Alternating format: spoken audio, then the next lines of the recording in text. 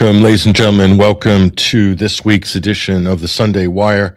I'm Patrick Henningsen, your host. We are streaming out live on the Alternate Current Radio Network, 21stcenturywire.com, live on X, Rumble, YouTube, as well as BitChute and Facebook Live for all of our audience on any of those platforms. And then, as usual, on the audio streams after the program, we'll be up there on iTunes, Spotify, all the sort of main podcasting platforms there.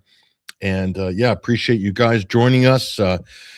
We've been on the road for quite a few weeks. And again, big thank you to our team, Hesher, Ruckus, Basil Valentine, all of our other supporting cast for providing the hosting. And we've been piping in, doing sort of pre-recorded reports. So that's it's been quite a journey the last sort of 3 or 4 weeks.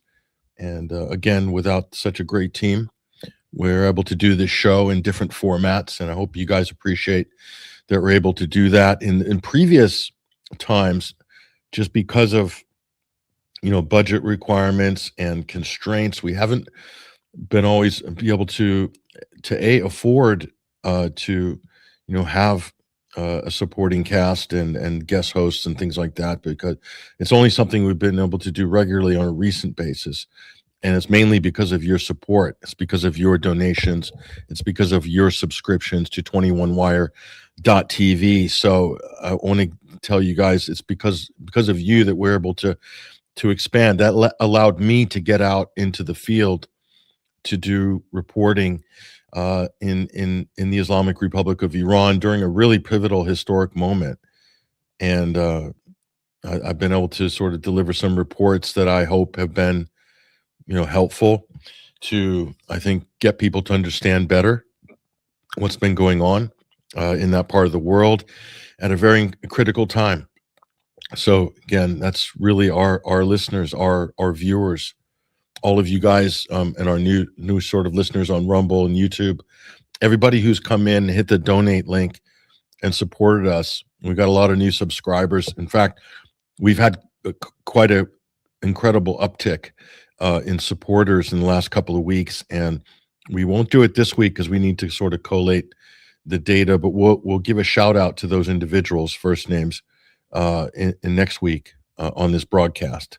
And we think it's important to recognize those people like we do during the winter fundraising drive. And I can't thank you enough for your ongoing support. And we've been able to do so much that we haven't been able to do before. And all of these things cost money, especially the travel and being able to coordinate with our team in person a few times a year, which is important. And also to be able to, file reports from really important places in the world. And there's more that we're going to do. And some of these are, you could say regions under fire. We have other trips planned. Let's just leave it there.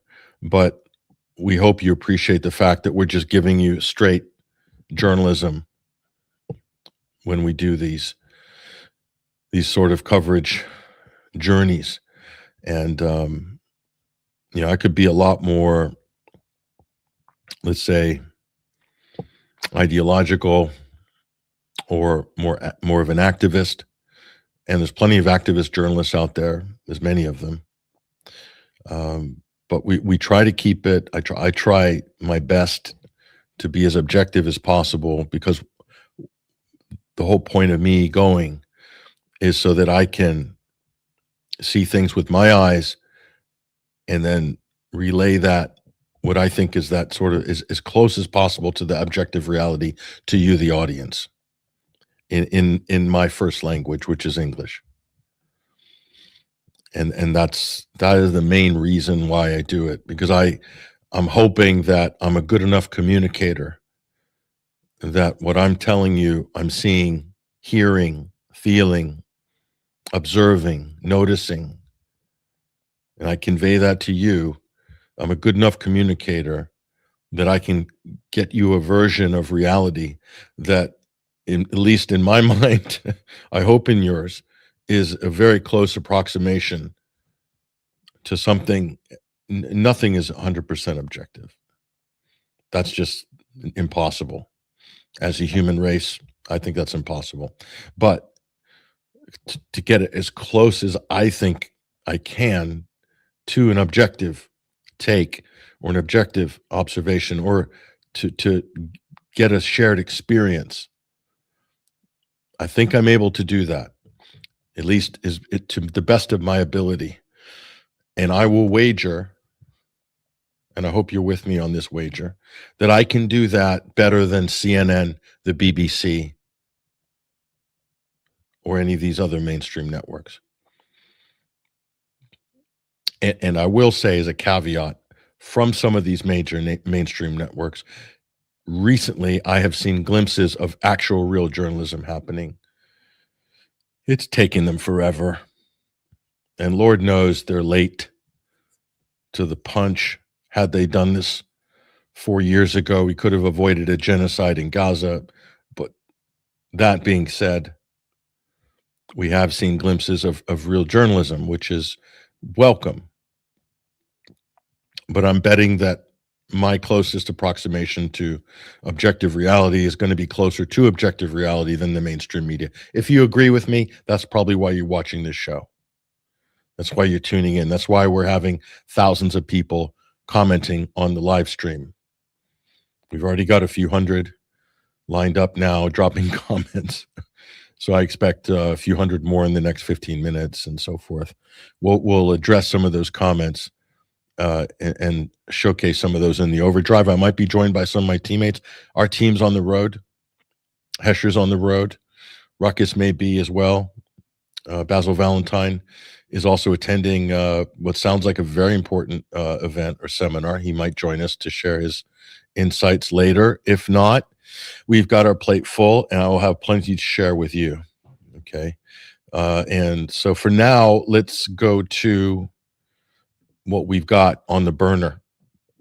Sunday screening brought to you by our editorial team at 21st Century Wire.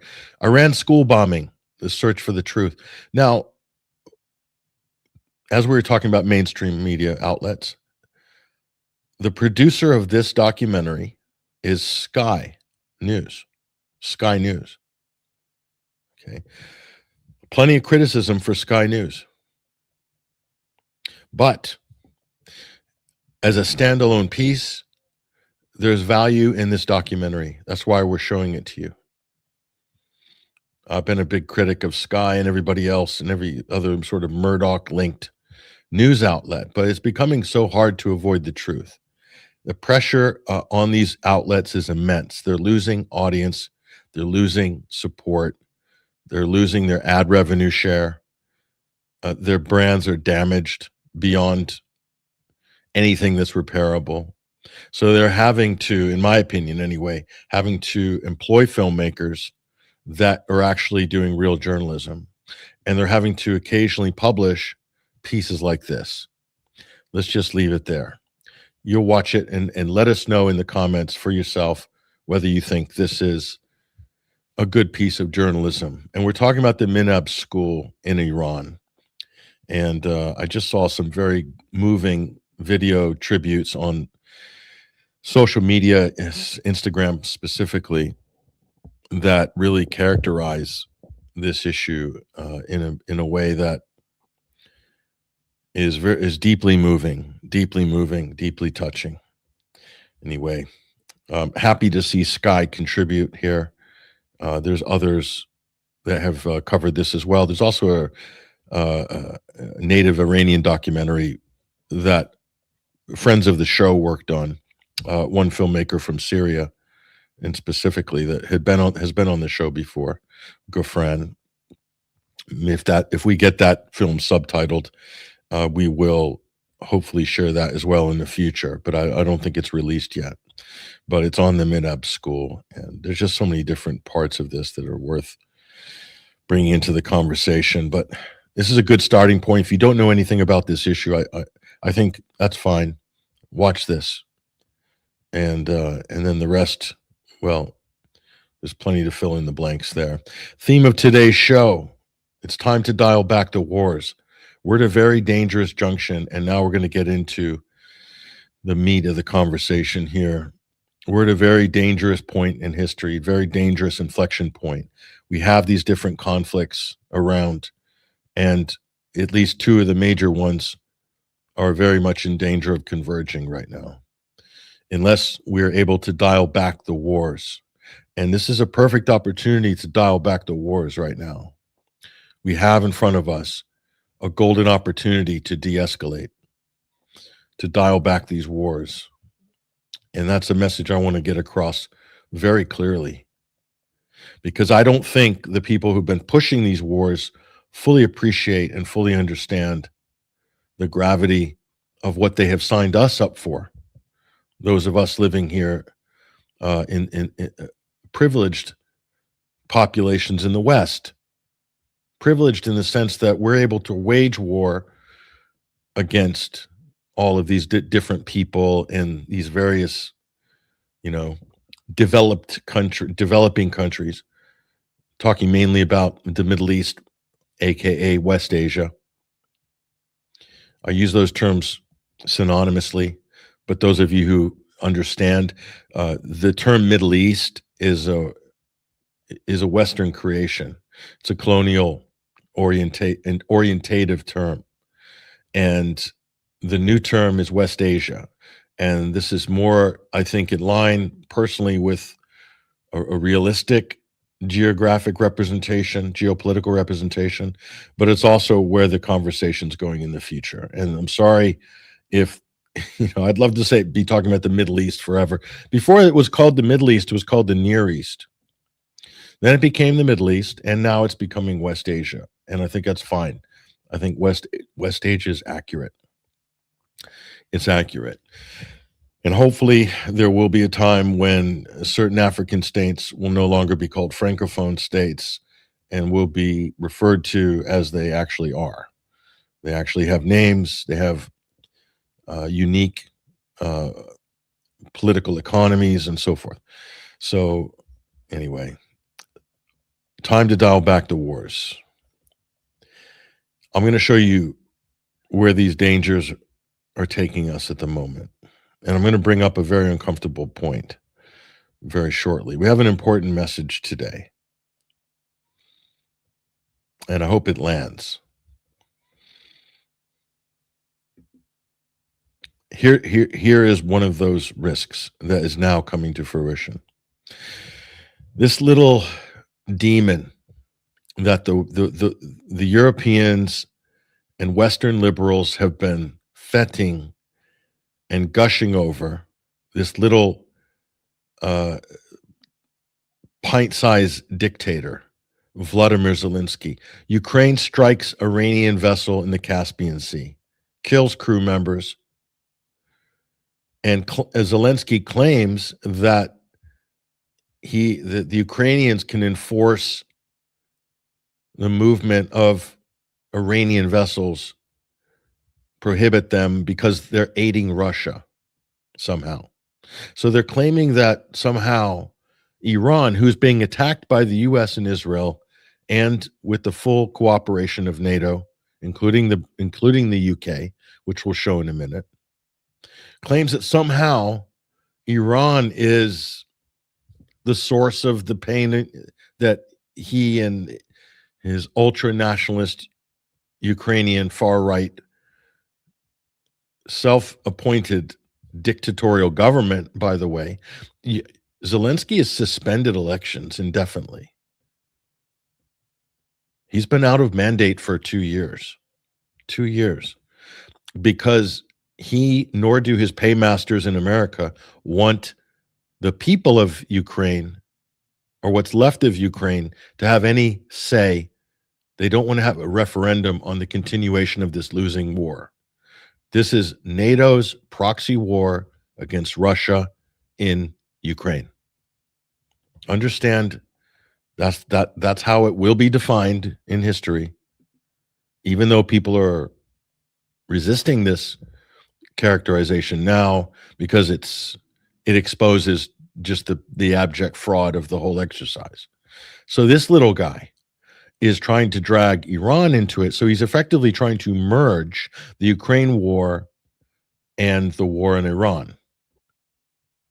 The Ukraine war is ultimately a war against Russia by the West. Sorry to point this out, and it's going to hurt a lot of people. We've done the analysis. If you want me to give you a 1-minute synopsis of how we got here, I've done it on this show before multiple times and on other programs. But Russia's intervention in Donbass didn't just like manifest out of nowhere on February 25th, 2022. It didn't. It was the culmination of a number of failed UN Security Council resolutions, international peace agreements, and accords, and most importantly, promises by the European powers and the US to pursue and secure a peaceful settlement over the Donbass. And just to be clear,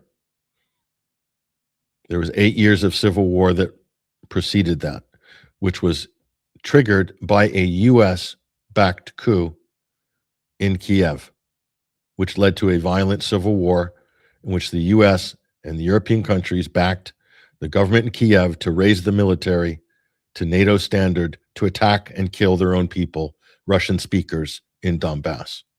And Russia sat there and watched for 8 years as Donbass kept going up in flames and 14,000 people were killed, Russian speakers, and finally intervened after 8 years. And they warned they would do this if the UN Security Council resolution to implement the Minsk peace process failed. And it did. And Angela Merkel, Chancellor of Germany, admitted they dragged their heels on the Minsk peace process to buy time to arm Ukraine to NATO standard. Francois Hollande, who is also president of France, who is also a guarantor, along with Germany, to implement these Minsk Accords. He admitted they dragged their heels to buy time to arm Ukraine to NATO standard. They're the two key European leaders.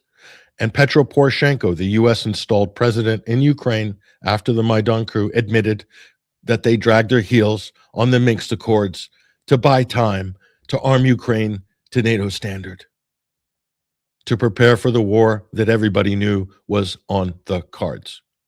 Everybody in the West knew and were expecting and were doing everything possible to provoke Russia to intervene in order to drop the sanctions Iron Curtain that they thought would break the Russian economy and bring it back to the 1990s. And then Zelensky admitted on record that they dragged their heels on the Minsk Accords. He, as president, did not. He ran. Zelensky got elected saying he was going to bring peace to the Donbass and the civil war. And yet later he admitted he dragged his heels on Minsk to buy time to arm the Ukrainian military to NATO standard to prepare for the war they all knew was coming. So that's not one leader, that's not two, that's not three, but four major protagonists on the pro-Ukrainian side admitting that they sandbagged the Minsk process intentionally. And Russia warned that if this UN Resolution 2202 failed, that they would have no choice at that point but to consider a humanitarian intervention.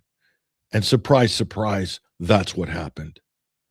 So for anybody to think and frame this in Russia's illegal, unprovoked, full-scale invasion of Ukraine, absolute balderdash. Absolute balderdash propaganda. And me saying this, me or any of my colleagues, Max Blumenthal, Scott Ritter, Daniel McAdams, or even Thomas Massey, Tulsi Gabbard even, are being placed on Ukrainian blacklists, hit lists, for speaking the truth about the political and geopolitical situation that started this ugly disaster over Ukraine. And those lists are being funded by the US State Department, USAID funded. So the US government is paying Ukrainian ultra-nationalists to create websites with blacklists and hit lists and whatnot with US officials on them. Many congresspersons, officials, mainstream media journalists, independent media journalists like myself, for saying what's like patently obvious, for me repeating what's in Wikipedia. I didn't invent this history. I can read it on, even Wikipedia has it. And the US government's funding the attack of anybody, and the European Union is criminalizing any speech that simply repeats what is abject fact. Because what I'm telling you goes against their propaganda narrative. Their propaganda narrative is designed to further the war. It's designed to further military defense contracts. It's designed to provide the conflict that will drive the next generation of AI drone swarms.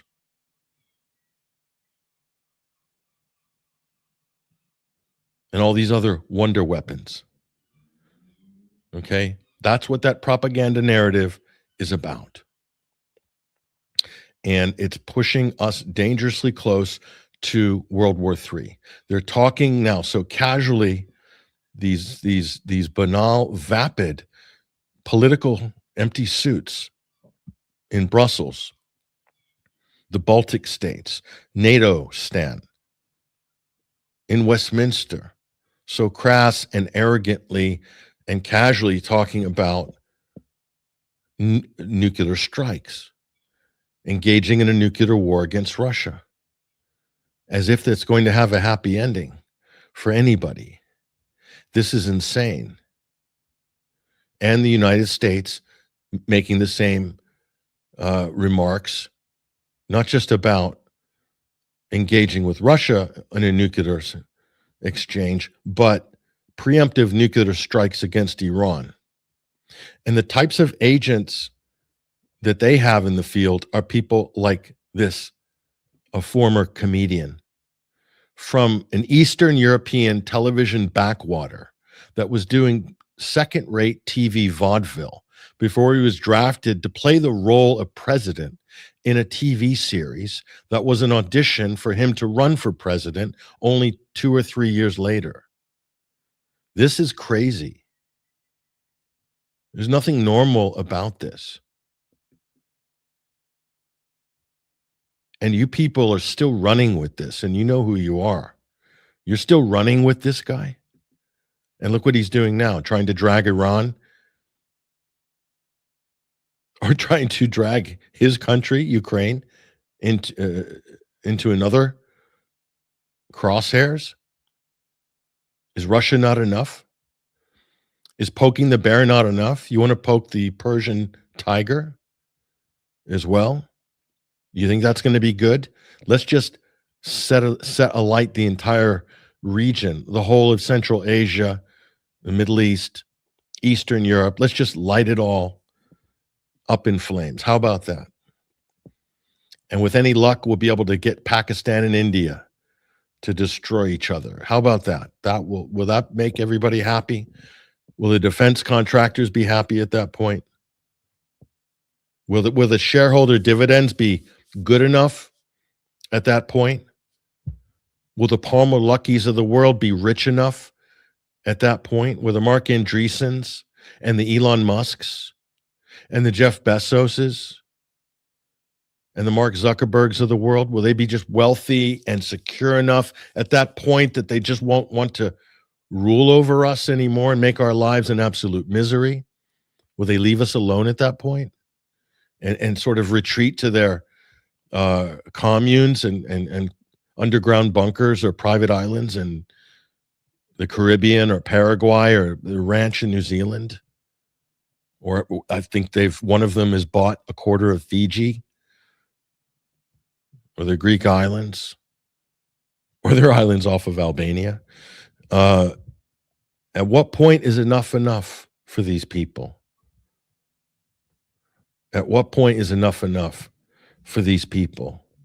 That's the question we're asking. And we're going to show you how dangerously close this is getting. Okay. New UK Prime Minister, Andy Burnham. What's he all about? Bombs away Burnham. His inaugural act as unelected Prime Minister of the UK, much like Rishi Sunak and Liz Truss, at least Liz Truss was I guess, elected by her own party, not by the people, but Sunak was appointed. I think Burnham, I'm not even sure what process he went through, but it's not going to be a general election, that's for sure. And it's no surprise he was chosen, because when you render decisions like this, there he is. Just like Tony Blair with that iconic photo taking a selfie in front of an explosion. I know it was photoshopped. Just like this. But you can see Blair looking on. You see those eyes over in the lower corner there. The lower right-hand corner. No one will forget the eyes of Tony Blair. So sinister. So focused. Not in a positive way, but focused on obtaining power and keeping power. And the rest of your life, I guess, is telling yourself what a good guy you are, and you're really doing this for the betterment of the people, I guess. And hey, there's no crime in getting rich off it, even if that means that J.P. Morgan's, whoever's can be Rupert Murdoch, the Israeli government, whoever's chucking money into the Tony Blair Institute, Larry Ellison, one of his big donors. So here is Burnham. U.S. bombs Iran from UK airbase for the first time under Burnham. Bombs away Burnham. Burnham gives Trump permission to use RAF Fairford for, quote, defensive strikes. Now, excuse me for being naive and just, what is a defensive strike? Can anybody help me with that? Comment section, help me with this. What's the difference between an offensive bombing run and a defensive bombing run when the person making the bombing run started the war in the first place? We're talking about the United States and Israel. Help me understand what a defensive strike is. Is this a new Orwellian newspeak term that has been entered into the lexicon? If it is, can we please circulate a memo? Is this going down underneath collateral damage and some of these great military, industrial, politically correct terms? Collateral damage. What's the other ones? There's too many of them. Friendly fire. That's one of my also longtime favorites. Friendly fire. Better way of dying. If it's friendly fire, of course, it's better than, well, we're told anyway. So here we are. Defensive strikes.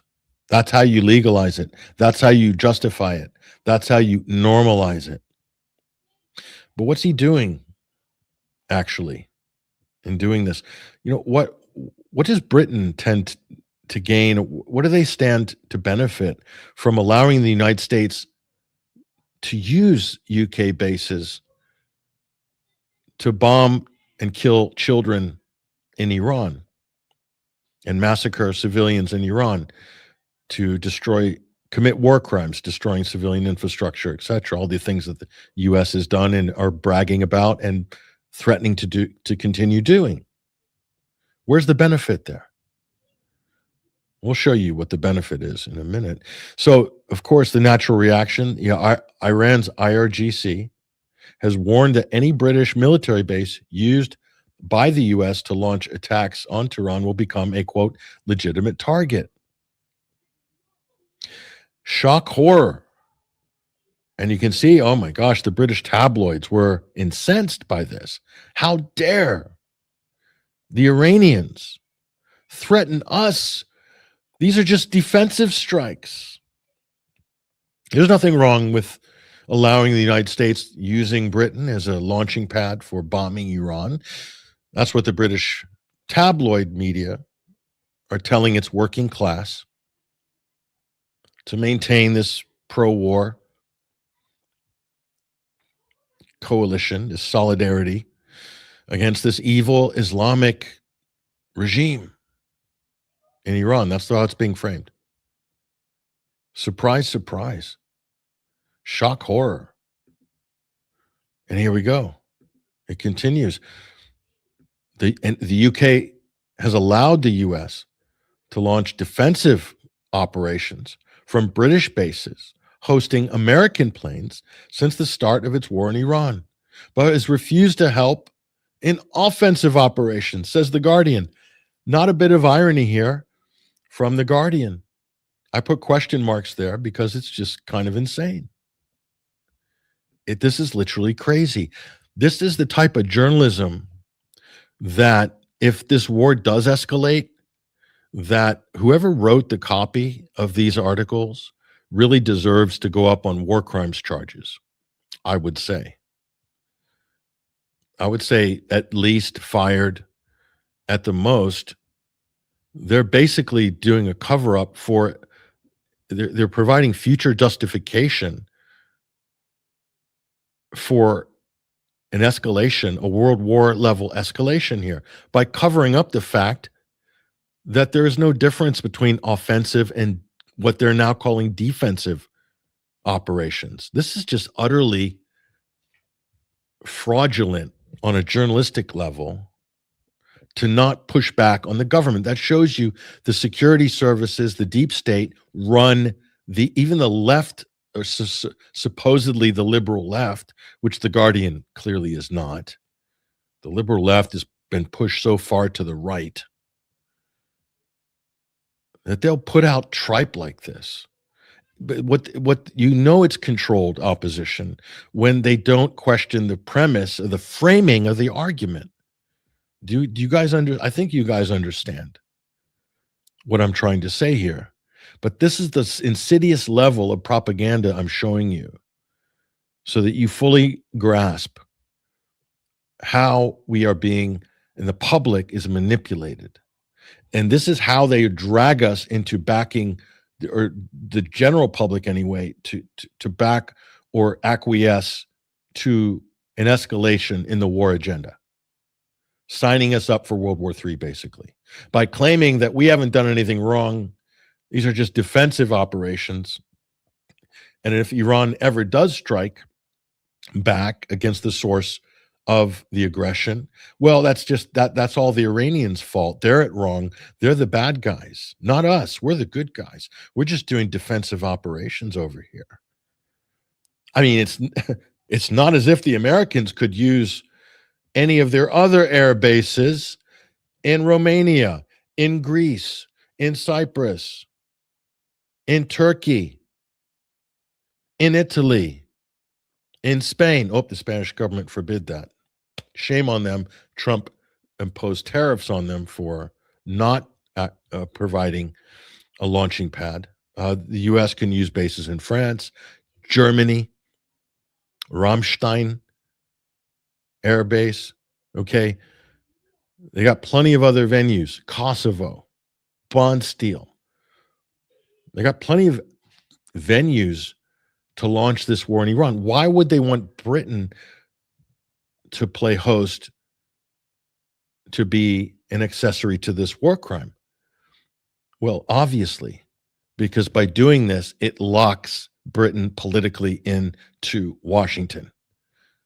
And the only way out is to admit that you made a mistake. And we all know that is a cardinal sin in today's politics. And no politician will ever do that in the West because they are that morally misguided, that corrupt, and so ensconced in the high level of criminality that they're being pulled into that they will never oppose what is clearly and obviously a war crime. It's like when the mafia goes to do a hit or a bank run and they get multiple people involved. And they'll even want to get people involved that aren't necessarily, well, that are allies. But if they want to cement their investment into the situation, they will have them pull the trigger, or anybody they want to co-opt into their circle of criminality, they will have them pull the trigger while everybody else is there with them. And that's exactly what the US are doing to Britain here. There's no reason for Britain to do, the UK could easily take a neutral position on this and just quietly say, thank you, but no thank you. You can go use your base in Kosovo or Greece or Italy or Germany. Take your pick. Why does it have to be the UK? Because they need, US and its partners need to keep, namely Israel, need to keep their coalition together. And this is how you do it. You make them accessory to a war crime. Plain and simple. This is obvious mafia tactics, folks. It shouldn't take a genius to work it out, quite frankly, and I'm surprised that more people don't work it out. Now, what are the ramifications of this? Well, let's do a thought experiment here quickly. Very important thought experiment. When this war kicked off on February, this phase of the war kicked off on February 28th, what was Iran's reaction?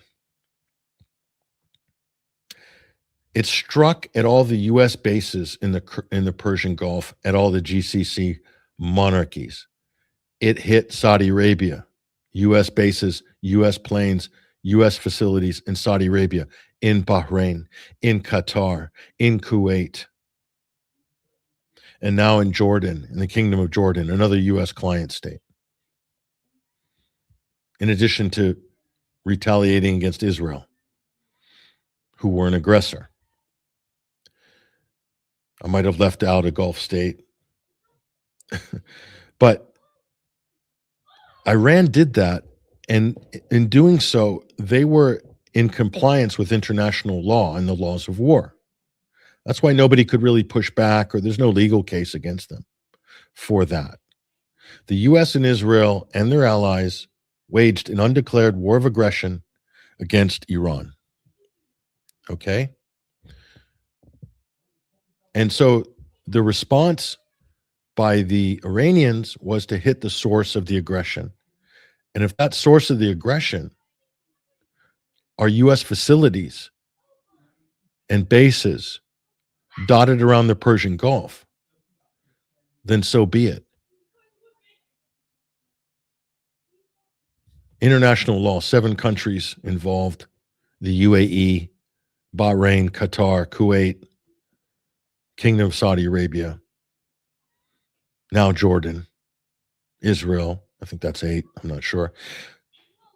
And this is fully in line with UN Security Council Resolution 3314 on the rules of aggression, as well as the UN Charter.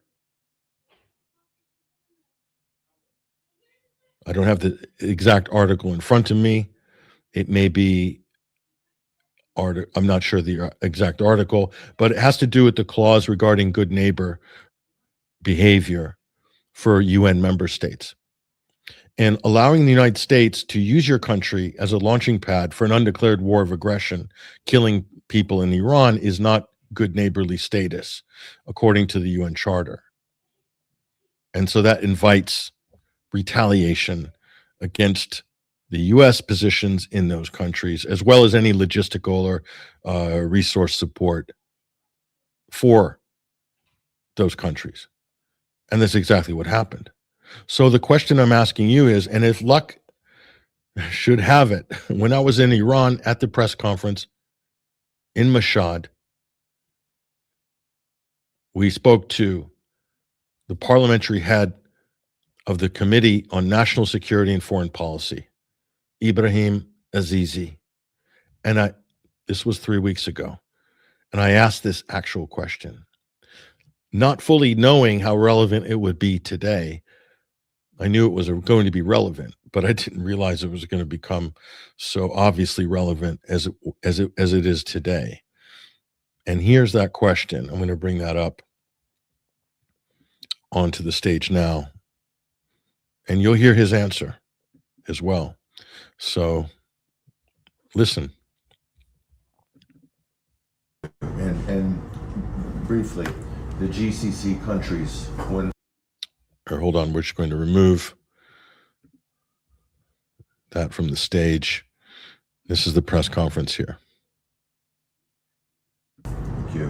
And briefly, the GCC countries, when Iran retaliated at the beginning of the 40-day war and struck U.S. bases across the Persian Gulf,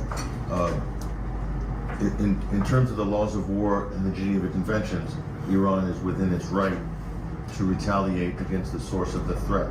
Yeah. And that's why the world community did not really push back very hard. However, what is the difference between the U.S. launching attacks from the GCC and the U.S. launching attacks from Germany, from Italy, from Greece, from Romania, from Cyprus, etc., the EU, NATO? Is Iran, how do they consider these two things? Or is there no difference? ما هر اقدامی رو و هر حمله رو مبدأ اون حمله رو مورد اقدام قرار میدیم. Any action, any attack on Iran, the result is the same. The origin of hostilities will be targeted. و اینو بارها هم گفتیم. And we have always said time and again. اگر پایگاه‌های آمریکایی رو در منطقه میزنیم به خاطر اینکه مبدأ حمله اونجاست. If we are targeting the U.S. bases in the region, the reason is that their bases مبدأ in the region. مبدأ حمله و تهاجم به ما هر کجا باشه مورد اقدام قاطع و پشیمان ساز قرار میگیره. The origin of hostilities on Iran. Wherever it is in the world, it will be targeted decisively. With a regret inducting response, we have said time and again. تأکیدم میکنیم. And we emphasize again. هر کسی، هر کشوری، هر نظام سیاسی بخواد موقعیتی در اختیار آمریکا یا قرار بده، این در حکم همراهی برای حمله or facilitate U.S. attack on Iran, we consider it as a kind of their complicit.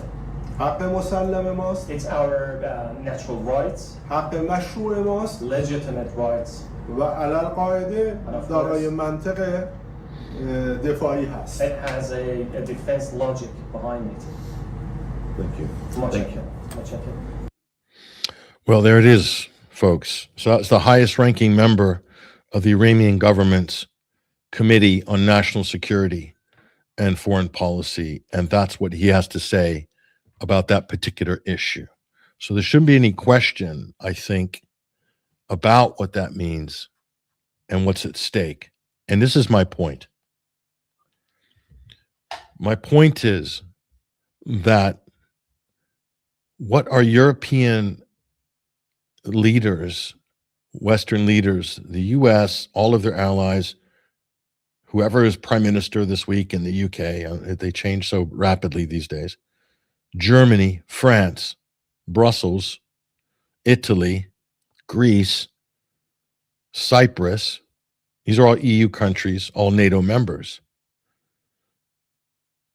They're painting a target on their populations without asking for permission of whether this is a good policy or not.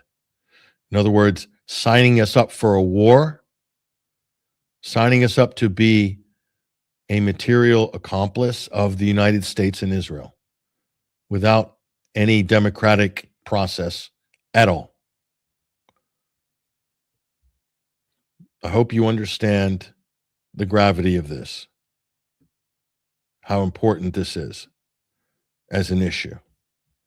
It really is. I don't think there is a more important issue than that. So, you know, I was there in the right place at the right time to ask the right question. So I'm glad it worked out that way, because I think this is an important conversation to have. And what we'll just add a little bit to that, but you know, again, this is the point. This guy comes in, and there's the dirt's not even on the mat at number 10 Downing Street, and he's already signed Britain up for the Iranian war, and claims it's a defensive strike. This is insane. This is madness. Does this new prime minister fully understand what he has just done? From a legal point of view, does international law come into the frame anymore? Does anybody actually adhere to, believe in, or are willing to abide by international law? Most of the world does, newsflash. But there's 3 or 4 countries that believe that they don't have to observe it. At least they only want, they will only observe it when it's convenient for them to impugn their adversaries. Or if their adversaries respond to their aggression, then they suddenly will invoke international law. I mean, this level of hypocrisy is legendary. Marco Rubio is probably the worst at this, but the Israelis also will do this from time to time as well. So I'm asking these very important questions. And I will also put in here just an addendum to that. And yeah, ready to protect us. So again, this is from The Guardian. They're covering this. So here's what the IRGC weighed in and said, which is interesting and maybe not historically inaccurate, quite frankly, but the IRGC accused the British monarchy regime of being a primary cause of hardships in our region, with a black record of partitioning Islamic nations, widespread massacres, imposing despotic regimes, and organizing the occupation of Palestine. The illegal occupation of Palestine, the creation of the state of Israel, of course, they're talking about. So they're not wrong from a historical, factual point of view here. And many people in the world will regard this as accurate.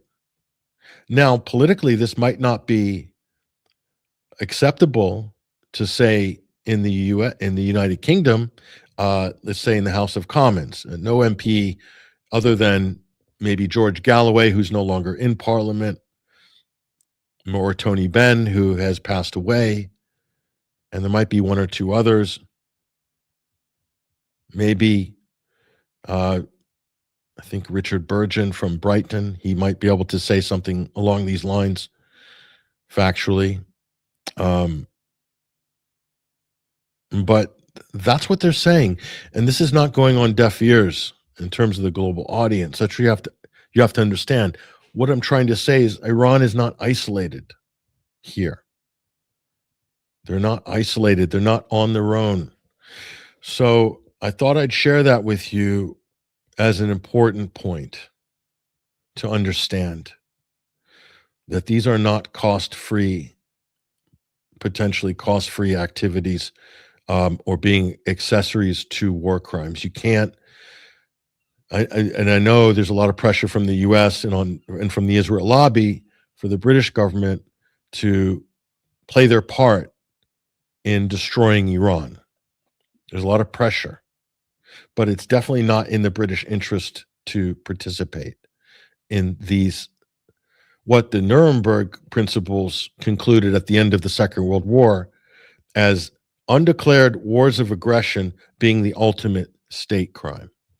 and the actual source of all of the pain and suffering and deprivation and holocausts and everything else that followed, which they found Germany guilty of, which the same court, if it was honest and objective, would find the United States and Israel guilty of.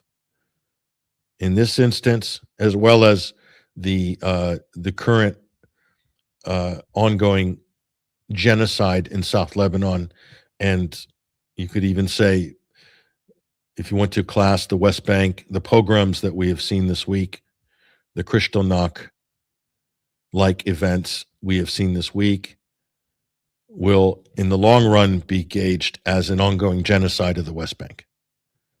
So 3 different genocides, and then Trump's threat of genocide against Iran, and then carrying out some of those genocidal threats in reality. Though that's a real terrorism by the U.S. and Israel, and no European country should want to be party to any of that if they can avoid it. But for some reason, it seems that they can't. And we have to ask ourselves, why? What is it about the politics of Europe, of Britain, of these other countries that they can't extricate themselves from what is clearly a war crime? Ongoing war crimes, genocides, the most barbaric. We'll show you how barbaric in a minute. So here he is, trotting out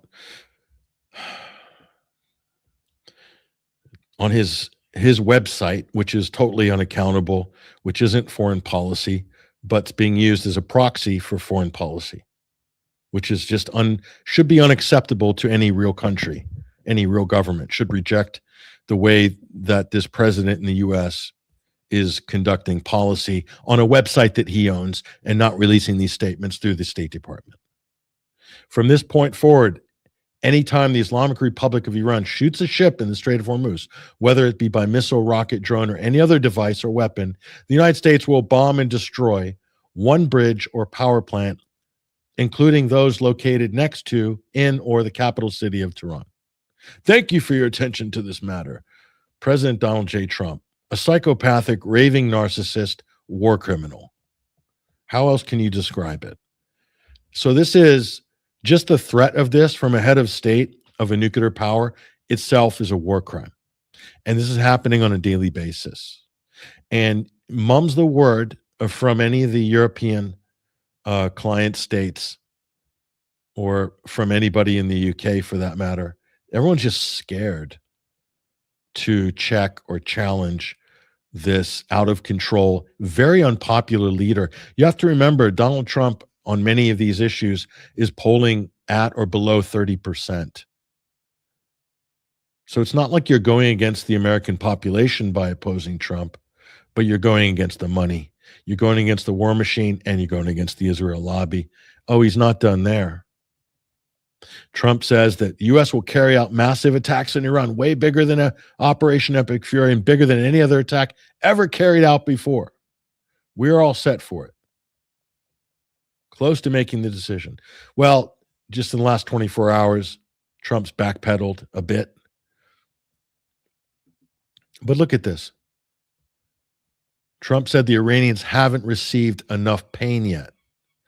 This is barbaric, okay?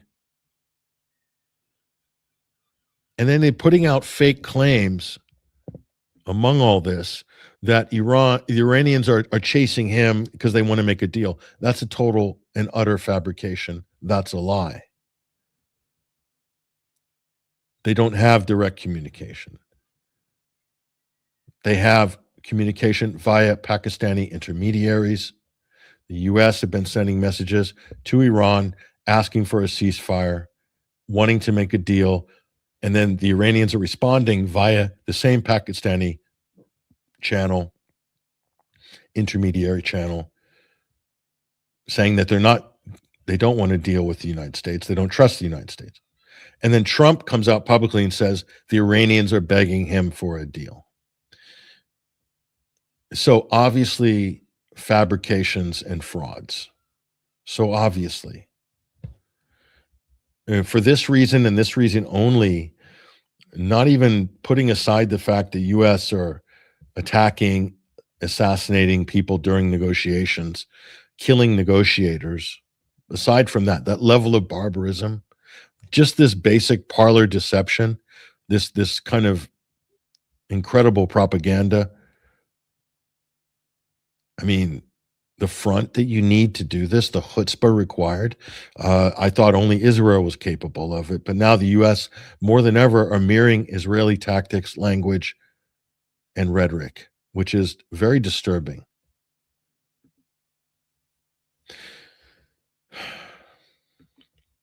And here's the cope. U.S. military commanders are deliberately letting some Iranian missiles and drones through their air defense to conserve dwindling interceptor stocks, say U.S. officials. With Iran having fired nearly 9,000 projectiles since the war began, commanders only engage in threats headed for U.S. troops. So they've already admitted here they're not going to protect their Gulf allies. So this just reaffirms what we've been saying all along, folks, that U.S. presence in any of these countries is a massive protection racket. The U.S. has no intention of defending any of these countries. In fact, the U.S. is there to draw fire to these countries. And I will extend this to Europe as well. NATO is one big protection racket, folks. The U.S. does the coup in Kiev. They cause the civil war. They then pump money and arms into Ukraine, who then provoke Russia. And then Europe sitting there screaming, waving the hand, saying that Russia wants to steamroll over Europe. Putin. So the U.S. creates the problem. It then goes to the Europeans, demands they spend more money on, quote, defense, does everything humanly possible to get Ukraine to attack and kill Russians. We train our soldiers to train Ukraine soldiers to kill Russians. And then still claim, have the temerity to claim that NATO is a defensive alliance. This is just an old-fashioned protection racket. This is just the mob, folks. And now the veneer of these multilateral institutions has been stripped naked, thanks to characters like Donald Trump, Netanyahu, and these really just unremarkable, vapid European leaders like Mark Rutte and Kaja Kallas and Ursula von der Leyen, functionaries of the corporate big data defense military industrial complex. That's all they are.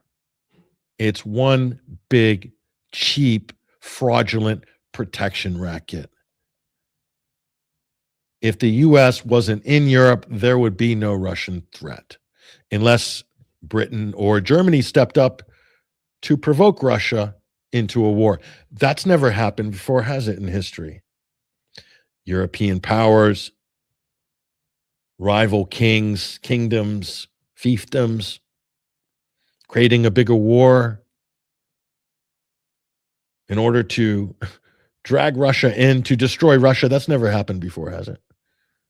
At least, well, maybe World War I and World War II. But besides that, Europe just has a stellar record in balancing diplomacy and peace, and no petty tribal rivalries among Europeans. No sectarian division, not micromanaged and manipulated by outside powers. The U.S. didn't drain Europe of all of its gold in the First World War in order to finance their defense with U.S. manufactured arms and Lend-Lease contracts. The U.S. wasn't funding Nazi Germany during the Second World War before the U.S. entered the war. It wasn't financing the Nazi war machine. America would never do that. And then swoop in at the last minute, declare victory, and then sweep up the ashes and the rebuilding of Europe, to prepare for the new Cold War. America would never do that. They never did that, did they? Bankrupt Europe, make Europe poor and indebted to the U.S. through this whole process of financialization of conflict. They've never done that, have they? They would never do that again, would they? And then do a global reset, currency reset. That hasn't happened before, has it? No, not once, not twice, not three times. Not the fourth time. This will be the fourth time. I know it's happened three times, but it would never happen a fourth time because they would never do that. They would never do that. That's just, I mean, even for me to bring that up is a crazy conspiracy theory, isn't it?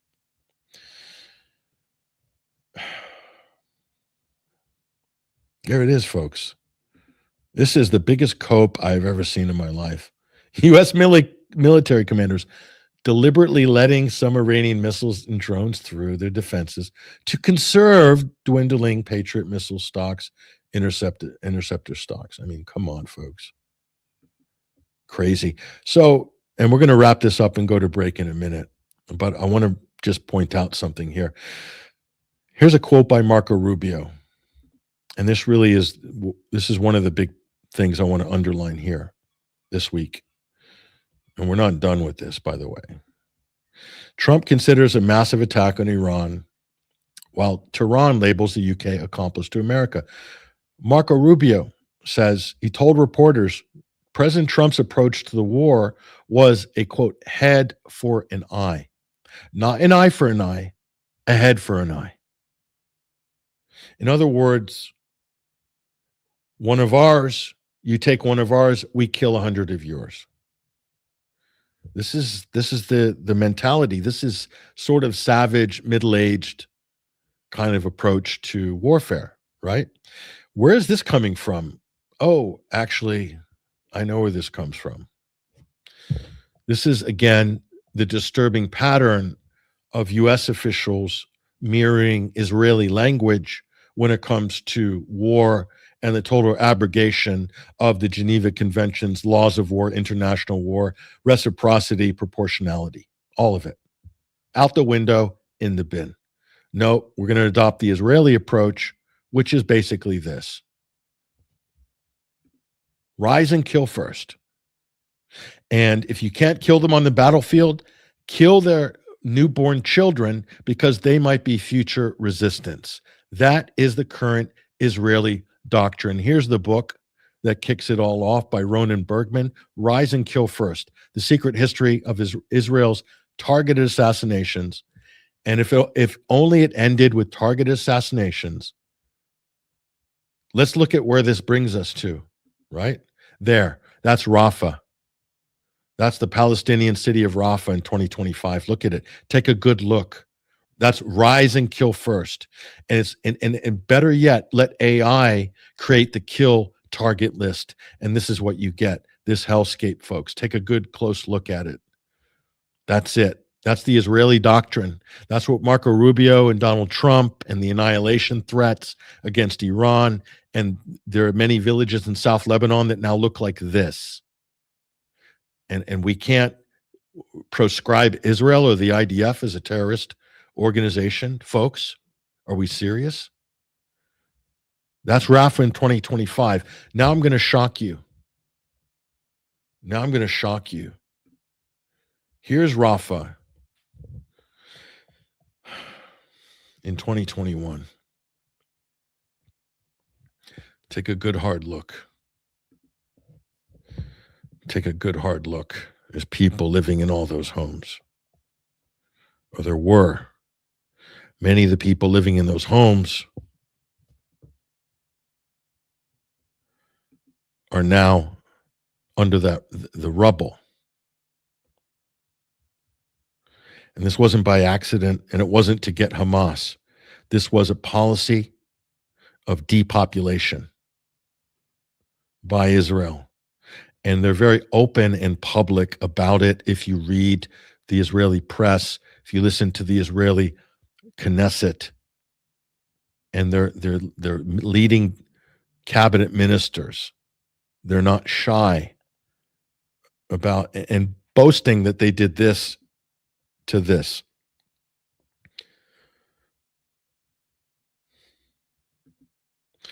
So we're pointing out the obvious to a lot of people. I know you guys are well schooled in this, but it can't be underlined enough.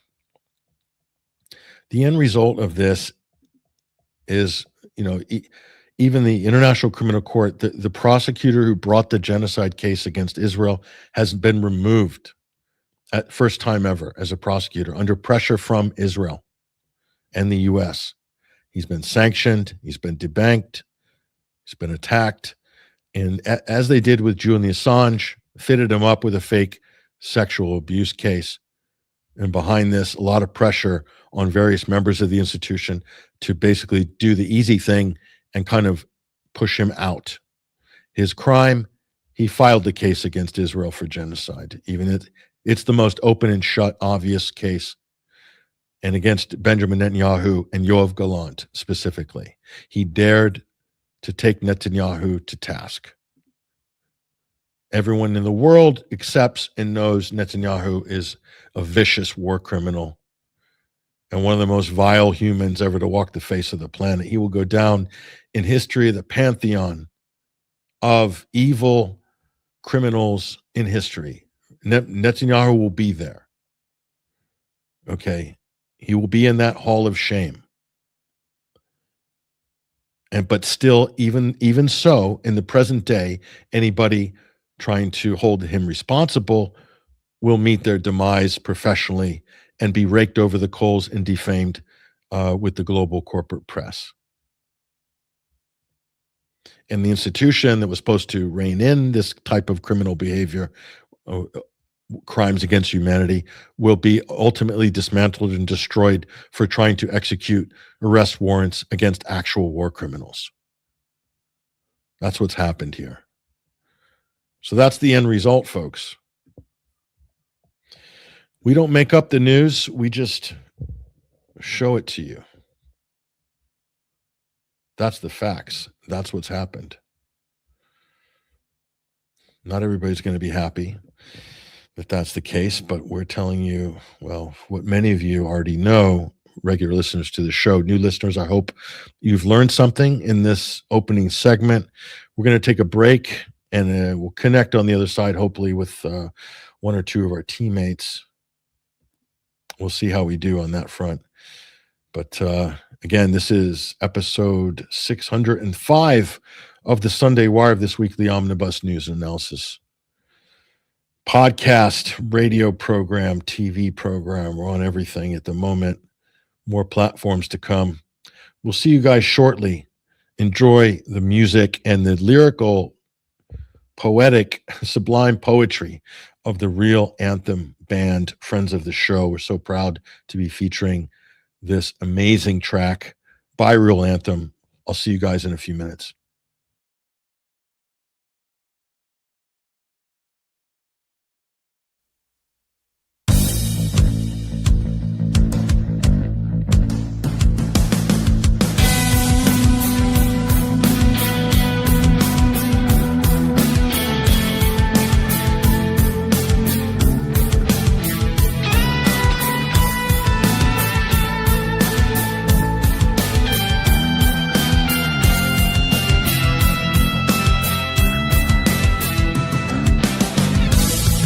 Cover in the dark,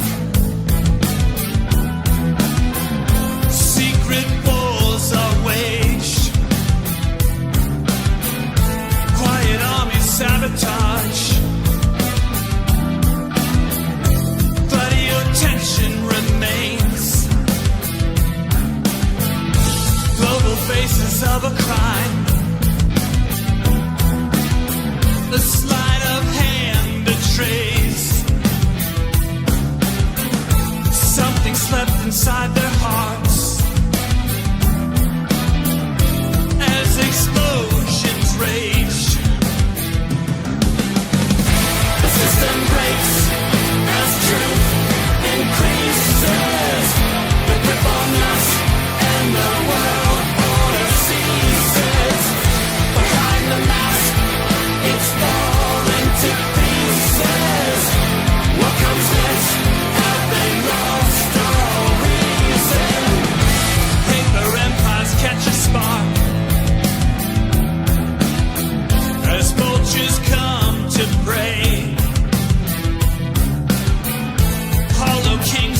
losing ground.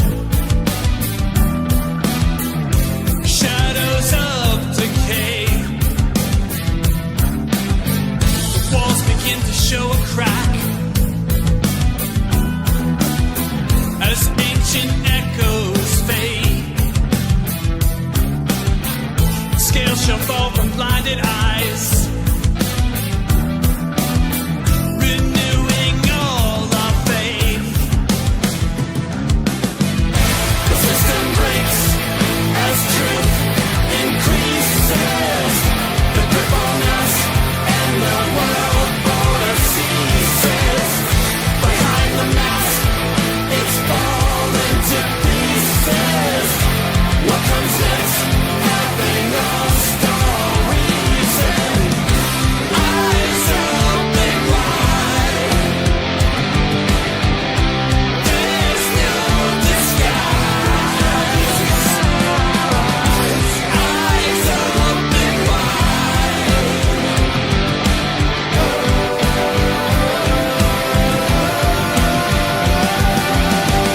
The system breaks as truth increases.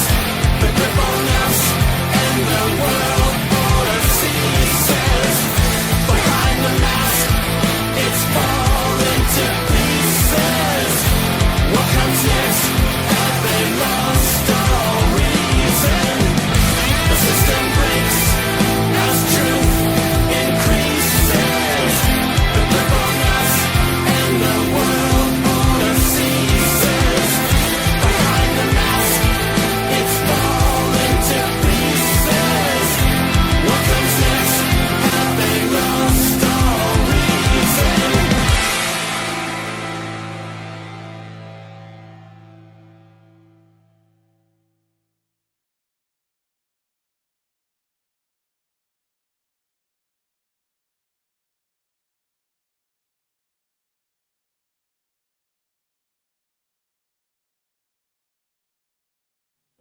Welcome back, ladies and gentlemen, to the Sunday Wire. I'm your host, Patrick Henningsen. We are streaming out live on the Alternate Current Radio Network, 21st Century Wire.com, also on X, YouTube, Rumble, Facebook Live, as well as BitChute, as well as the audio streams after the show. Thank you for rejoining us. Really appreciate it. I'm going to bring some of our teammates up on stage right now. And, before I do that, I just want to give a big shout out again to the people who have supported this network, this show. We are 100% independent, people powered. It's you guys that basically keep this armada at sea. And you can do that by either donating or subscribing, become a member at 21wire.tv. Your support has allowed us to do some great things already this year, and we're not done. And we need your help to make that happen. I know a lot of you on YouTube have also jumped in to become supporters. One thing you can do right now on the YouTube live stream is like this live episode, and then also hit subscribe if you haven't already. And just that will help us get through the algorithmic suppression that we kind of are perpetually under. We're a legacy censored outlet. We've been under various other regimes of censorship from the COVID time. Also with the Syrian war, the whole Russiagate thing. We've been hit by all of these censorship waves. So your help to like and subscribe and put comments in. Just you guys on the live stream right now, drop a permanent comment in below the video. Not on the live stream comments, but drop at least one comment in the main comments under the YouTube video. Same with Rumble as well. That will help to charge the algorithm. It'll help make us more visible to more people. And we really appreciate your participation in helping build engagement like that. And do that every week if you can, out of habit. We're dealing with big tech here, folks. So this is one of the only ways that we can push ourselves up physically. Thank you so much for you guys for doing that. Let me bring onto the stage Adam Clark, who I believe it's his birthday today, isn't it? Is today your birthday? Well, it was Friday. But yes, it was Friday. Birthday weekend. Yes, sir. Birthday weekend. So I'm privileged that you can join us. I thought you would still be in festivity mode, but well, this is how I celebrate, so this is fine. It's my birthday today, though, Patrick. So you, okay. Both. Yeah. Okay. Does that make you a Leo? Certainly does. And Is it Ruckus really, as is really well? your birthday? It is my birthday today. Okay. Yes, then yes, we're Same both as Mick Leos. Jagger. Yes, that's right. But we're what's called, Patrick, we're on the cusp of Cancer. You right, you Basil? you are. I'm Well, fully Leo. You're on the cusp, Adam. Yeah, I'm never fully mind. You just hit the full thing, didn't you? But yeah, happy birthday to us both then. That's awesome. Yeah, Basil. exactly. Thank you. Yes. Okay, 41. 41 today. 41 years young. Who's that? Basil? It's me, yeah. 41. Yeah. And how old is Mick then? I think if he's you- 83 or something. If you're 41, then Mick must be 60.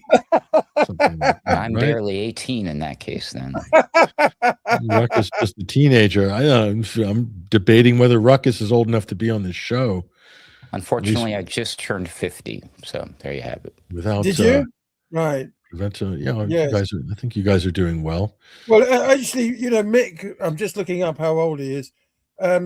Is in many ways, yes, he's 83 today. In many ways, an inspiration to us. Apparently, the Stones do now feel that they are a bit too old to tour. Believe it or not, Mick, Keith, and the newcomer to the band, of course. What's his name, Ruckus? Newcomer. No idea. He joined in 1977, I think. Oh. I've forgotten his name, What, Ronnie Wood? Yeah, that's it. Yeah. Ronnie only joined in 77?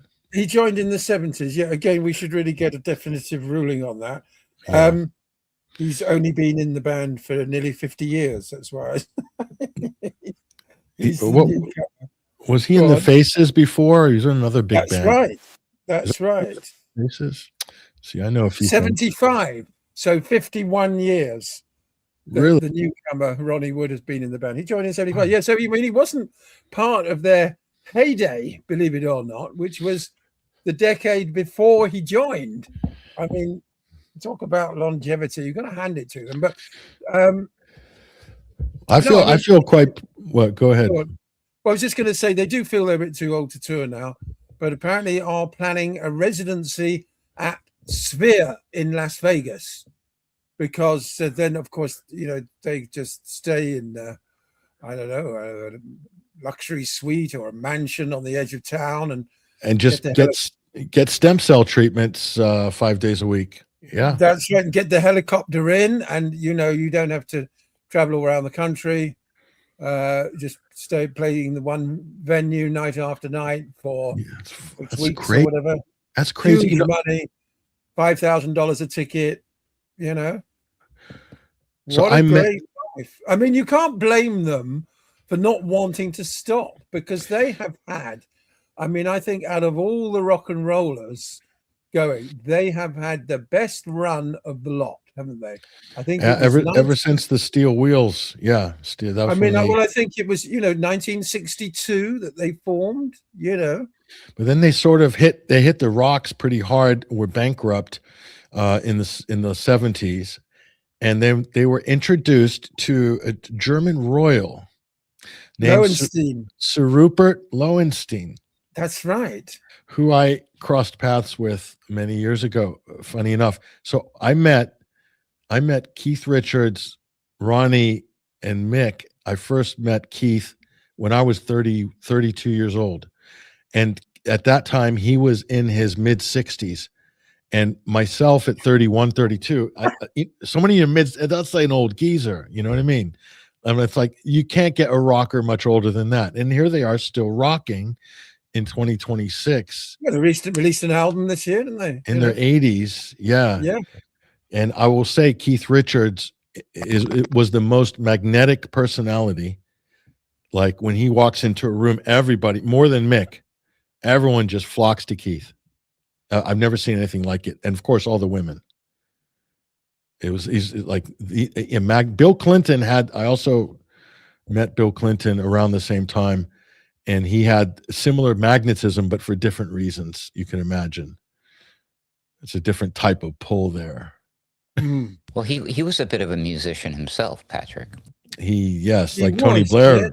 Tony Blair Yeah. was a bit of a musician. Yeah, well, And- I've got a double connection because Tony Blair was in a band with someone I later collaborated with musically. Yeah, they were in the band together at university, and although I didn't meet Prince Lowenstein, I met his daughter.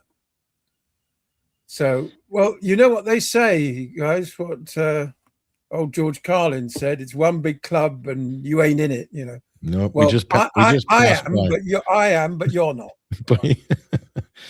We just passed through. We just passed through. We just crossed paths like ships passing in the night. Patrick, any thoughts on how the Trump regime has been able to manage the economic situation regarding the strait being closed since late Friday? Says Danny Chat Do 8325 $5 super chat.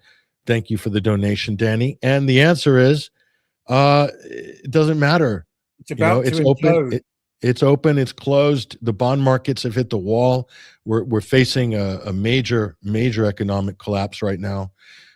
So enjoy it while it's still. Enjoy your dollars while they're still worth something. That's what we're saying. It does feel like they're doing something behind the scenes to buffer us against it, and that one day it's just not going to be there.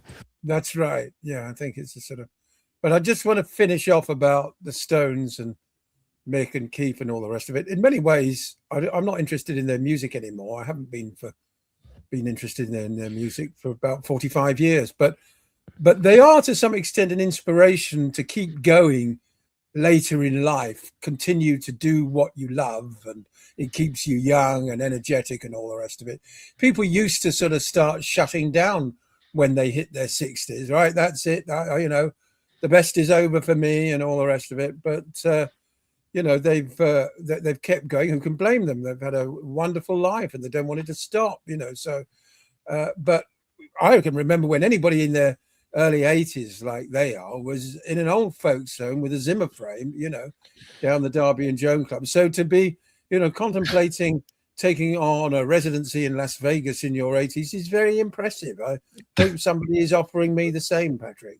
And you're gonna end up like Sheena Easton. And does Rod Stewart have a residency there now as well? I think apparently he's rather ill. His voice is cracked and things. Yeah, I mean, it always sounded cracked anyway. How come you can't say the same about career politicians who get up to be in the 80s and they're just falling all over the place, like Mitch McConnell and Trump? Yeah, well, that's it. Washington's a bit like Vegas in that respect. They're just like less talented and uglier sort of entertainers. But here, look at this, Basil.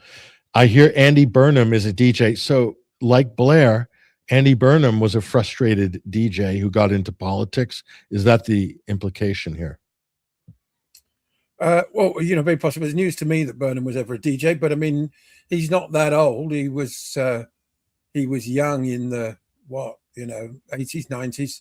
So, most kids these days, or at the end of the 20th century, which seems a long time ago now, doesn't it? Fast disappearing in the rear view mirror of the 20th century. It seems funny to say it, but it doesn't surprise me at all. It doesn't mean that he's sort of somehow cool and trendy and hip with the kids or anything. Far from it. I mean, the more we see of him, the less we like, Patrick? Yeah, there's some comments here about the Rolling Stones coming in. There was a kind of a moral phase that they entered into. It's very strange. Hey, look, at the height of the entertainment world, very strange things that us mere mortals would not understand.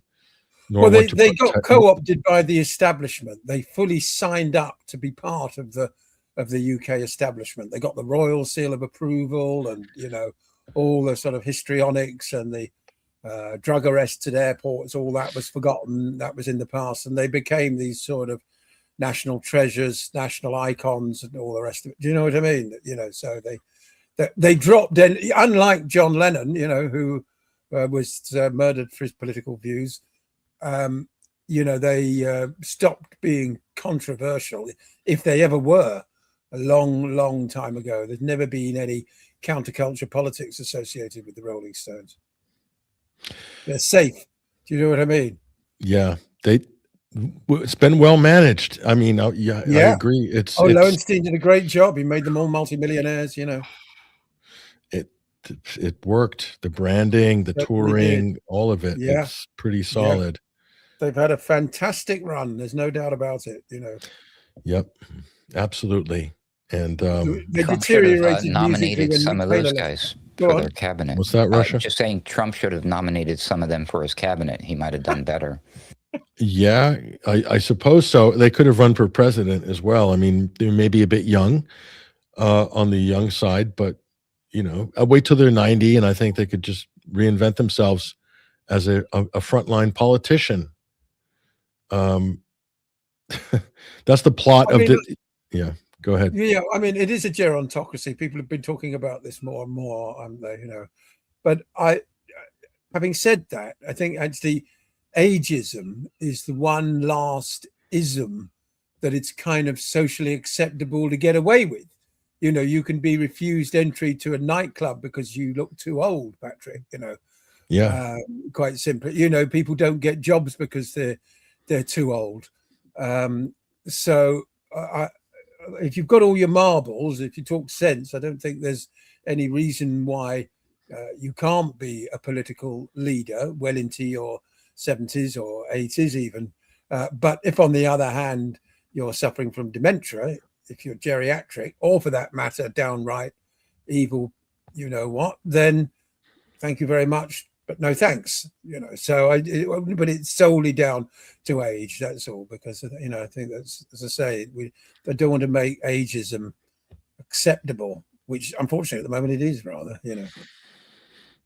Oh, one thing I remember about Keith Richards, he had little rubber bands tied in his hair, like he had these little, not dreads, but he would tie bits of his hair together with rubber bands.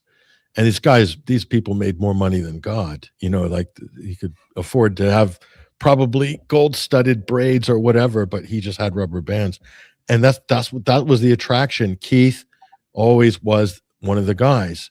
That was his personality. That's who he was. Somehow, he always said the reason why he'd survived so long after having taken so many drugs was that it was because they were really good drugs. You know, that was good quality. No, yeah, that's one of the most. And the blood filtration treatments in Germany as well were also very helpful.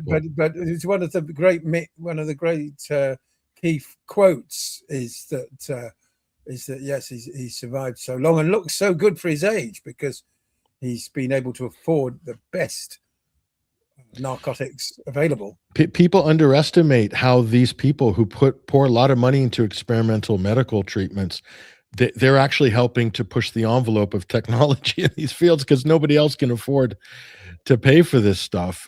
So they're actually doing a service to humanity in a certain way, but still none of us can afford those treatments. So maybe not. I don't know. That's a different discussion. Someone, I listen to this, you guys. I heard, you hear these podcasts, they're coming through their feeds every day. This one woman said, if you can avoid dying in the next 10 to 15 years, please try not to die in the next 10 years because there will be life extension technologies that will come online and will easily ramp up your longevity 50 years minimum. And I'm thinking to myself, what are the odds of that happening? Look how they restrict advanced medical treatment based on cost now, basic medical treatment based on cost. If you think some life extension technologies or treatments going to come online, do you think they're going to give it to everybody? Or do you think it's going to be restricted to those who can pay the most for it? Big question I'm putting out there. What do you guys think? Certainly the latter. Well, you know, two things. First of all, the hidden agenda, so to speak, for a long time has been to reduce the population, to cull it via various foul means. But in terms of the life extension, well, Ruckus, you may know something about this. David Wilcox's former interlocutor, Corey Good, I can see you putting your face. You're supposed to have been the recipient of alien life extension technology. And of course, floating around in the background, we've got these so-called med beds and other, you know, super advanced technologies. I mean, technologies, not from 10 or 15 years in the future, but 25,000, 500,000 years in the future, which can completely rejuvenate you, you know, or clone you into a new body, or do whatever is necessary to, you know, to replenish your cells. You know, we start getting into realms of extraordinary esoterica with all this stuff, where human beings originally designed to live for a maximum of 120 years, or, you know, is our current lifespan the result of genetic tampering? So Prometheus. That's a rabbit hole that that's very, very deep. But yeah, I mean, you get, at the moment, we all get a bit worn out by a certain point, and I think that's psychological as much as anything else. Well, everybody except the Rolling Stones, that is, they don't get mentally worn out, physically a little bit, but who's that guy? His name is Brian Johnson. He's the biohacker guy. You guys Oh, seen him? Yeah, that dude. Okay, yeah, he got ill. He got sick with something. He got like some sort of super uber cancer thing. I mean, so like all of this stuff that these people are doing to try to extend their technology, I think ultimately, like, God has the last laugh, you know what I mean? So I'm not interested in that sort of thing. And I would like to retract what I was saying. You know, I don't think that it would just be like for the elite. I think that they're just not going to tell us. It's not that they're not going to make it available to us. We just won't know about it. Like, it could be rocking. It's going to be a subscription-based service, mate. It's going to be like pay your monthly, and if you can't, then I guess that's the end of the line. Or maybe they'll give us something the end of the line that they'll call the life extension, and it's just a little boost, and you know, and like get you your said, flexi package. Oh, do you want to live to be 120 or 100? If you buy the flexi package, and you'll get a special extra stem cell injection there, and that will bring you up to 140. And that'll be a sort of, if you can afford the flexi life extension package. Otherwise, if you just want the basic, if the basic's still good, 115, get you to 115. It's still good. It's already available. In fact, it's a perk of subscribing to high-end coffee brands. Believe it or not, the subscription is available, and it's delivered via coffee. The best coffees apparently prevent deterioration of the ends of your DNA molecules. What are they called? Telomeres. Telomeres. That's right. Telomeres. You know, I seen adverts for coffee that will protect your telomeres. Really? Yeah. Clinically proven. I'm sure. Proved. Yeah. Sure, they're brilliant. So live longer with healthy coffee, you know. Better telomeres. That's right. And there are people out there, as a guy who's devoted his whole life to protecting his telomeres, taking all the right supplements, or, you know, you can look him up, or, you know what I mean? So that will be one way in, no doubt, you know. He'll be in such bliss, and, you know, in so perfect harmony and bliss to be walking totally unbeknownst as he's crossing the road and gets hit by a 18-wheeler truck or something. That's right. Because of his bliss. Whereas if it was really bad coffee, he'd be jittery and paranoid, and certainly he wouldn't dare cross the road. So these things are swings and roundabouts. I want to address a controversy here by Jan and Theo. Patrick, I love your integrity and analysis. Thank you so much. However, here it comes. No ads while you're live. It's so distracting. Happens every few minutes. Not good. Hard to focus when this continues. I'm with you. I share your pain on this, Jan. However, we're sort of in the hole from a very expensive trip to the Middle East, and we're trying to recover some of our costs, so we're running a few extra ads. I wish I didn't have to do it, but I don't have any big corporate sponsors, no political sugar daddies, no Trump MAGA bankrollers. We're not getting any Israeli money either. It's tough out here, folks. We didn't buy any Bitcoin 20 years ago. I didn't buy any Bitcoin 20 years ago or 10 years ago. So it's just the way it is, folks. We have to monetize more or less. Some weeks we might monetize less, but it's tough, folks. You know, it's what can I say? You know, we're doing our best here, but you got to be patient. We need your support, obviously, folks. So, and again, I don't lock up all our content behind a paywall like some people do. because we're also in the business of making an impact in the conversation, which not everybody are. More people are interested in monetizing the memberships and locking everything up behind a paywall. I mean, we may get to a point where we might launch a new show very soon. We might have part of that show behind a paywall, but we'll also have the beginning of that show or half of it in public with all the juicy material up front. And we feel that's important if the issue is important. We want to be in the impact business, and we can't do that by hiding our content. So we have to do stuff out here in public, and it means we have to work with some of these platforms and who throw ads up. And I'm sorry if they're annoying sometimes, but hey, it's a small price to pay. That's my attitude and my approach to that. Again, I'm sorry if it ruins your experience, but got to roll with it, baby. That's just the way it goes. Okay. If you want to be alive for 300 years, like Basil does, there's something wrong with you. So this is the other thing. This guy, what's his name? Brian Johnson. He was on the dialogue list with Peter Thiel, wasn't he? He was. Isn't he the lead singer in AC/DC? There's a few of those guys with that name, actually. That guy, he's not around, is he? Did he die recently? No, he's around. He's around? Yeah. They kicked him out of the band after 40 years, but then they let him back in again. Really? They kicked him out because his voice was getting too they're another of these legacy bands, you know.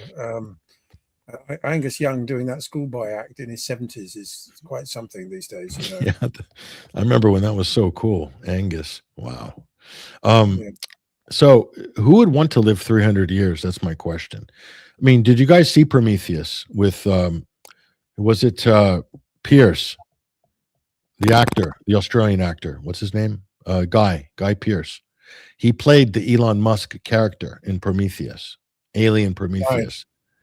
And he was just after the secret to infinite longevity and believed that this, it was going to be found on this alien settlement. And they flew out to it, state-of-the-art ship and whatnot. And I'll put him, he was probably 140, 150 or something at that point, falling to pieces. And it was his hubris, I guess you could say, that led to ultimately to the downfall of the human race. That's what was implied by that film, right? The very ending. Do you remember that? I don't know if you.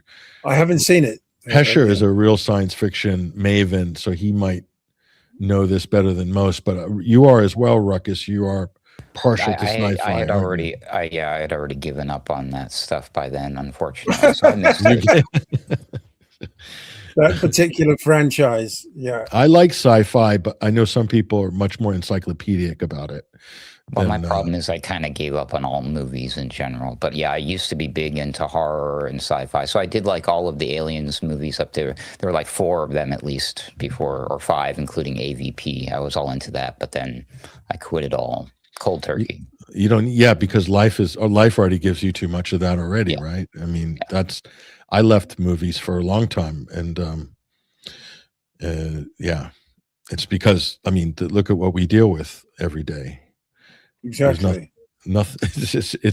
It's weirder than anything Netflix can serve up, or Black Mirror for that matter. So I mean, exactly. But that being said, I do appreciate the people who do watch that stuff and then provide analysis and commentary, so I get to know all the juicy. Oh, here's the esoteric and hidden meanings and stuff. I dig that still.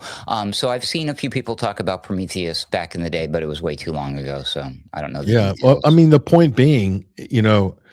I mean, I know a lot of people are just fed up with society already that are much, you know, not much older than me. They've just basically had it. They don't, you know, I mean, some people my parents' age, horrified with some of the things that are going on right now. And, you know, what's it going to be like in another 100 years or 50 years? I mean, Elon Musk is saying there's going to be no need for money by 2036 because the robots will be doing everything for you. And then the person interviewing him said, but Elon, aren't you the one who's going to be manufacturing and selling those robots to us, right? And he's, you know, he starts doing his stuttering thing. Elon, the autist, kicks in. It's funny how he oscillates between confident and fluid to stuttering autist. Have you noticed that in interviews? It's very strange. And he does not seem like a very good person to be charting the course of the human race. That's just my personal opinion, beside being a racist and a fundamentally dishonest person like I've never seen before. And a great salesman, by the way. He's fantastic. I was pretty careless when I was young, says Holly W. Worst thing is alcohol, though. It does a lot of damage. Or smoking. Never did that, thankfully. Geez, listen to me blab. So the life, just to go back to the life extension quickly, Patrick, it's the supreme goal of alchemy, of course, to make the philosopher's stone, which includes the ability to synthesize the elixir of life, but that's to do with breaking through the matrix, the simulation, if you like, as some people think it is, that we live in, decoding reality completely. Whether or not anybody's ever achieved it, who knows? There are legends of people like Nick Flamel and the Count of Saint Germain, of course, and more recently Fulcanelli, but whether anybody's actually ever made the stone, so to speak, which is a sort of ultimate nirvana experience that never ends, apparently. But, having borrowed the moniker from one of the greatest medieval alchemists of all time, Basil Valentine, I feel I ought to mention that at the very least. Yes, the your namesake, the great alchemist. The books are extremely difficult to read. The 12 Keys of Philosophy and dense, the Triumphal Chariot of Antimony, the two books authored by my namesake. Good luck, and if you please get in touch if you've got any insights or pointers. So here's the fundamental point. Michael _L-223. That's his ID tattooed on his forehead. In the future, to have AI do everything for us would be boring. He's actually stumbled on a profound nugget of wisdom here. Elon Musk sees the future as this wonderful, technologically led, seamless, time-saving world of super convenience and immediate satisfaction and everything at our fingertips. But isn't that the whole point? He's excited about it because it's going to make him the most richest and maintain his position as the most richest and powerful person in our current system. But how's it going to be for the rest of the population in that system? Are they going to be as excited about it as Elon? I somehow don't think so. There's a profound level of misery embedded in having AI do everything for you, seemingly anyway. You're having to think less. I don't think that's going to do a lot for self-actualization and ultimately fulfillment and happiness, but that's just me. Ruckus, where are we on this? Money. I was watching it wasn't that long ago, an interview where Sam Altman was talking about commodifying intelligence as though it was energy or a resource.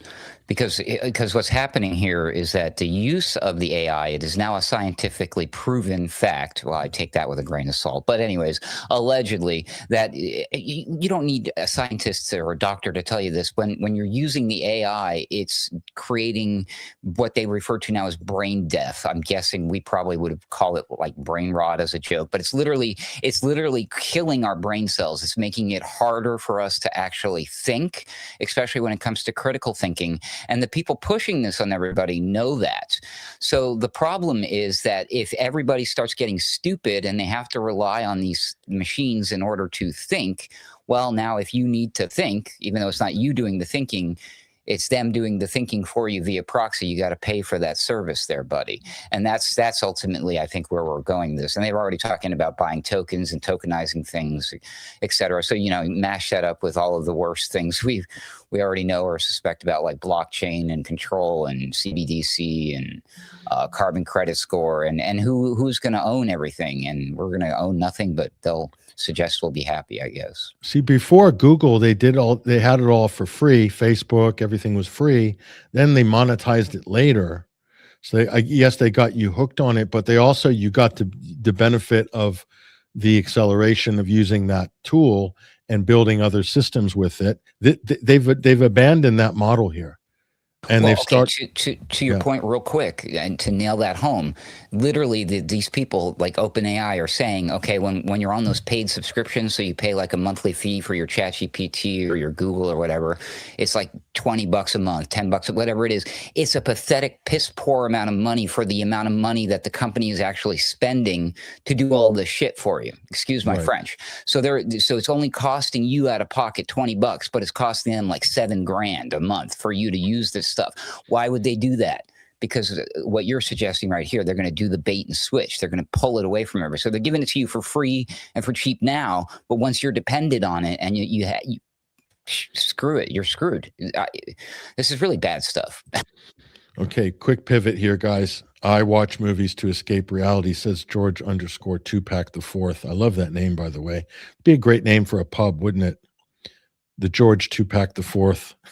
Or Tupac George the Fourth, more like it. I watch movies to escape reality. There was a time where I couldn't watch movies because movies were, for me, quite hyper realistic. In other words, they evoked.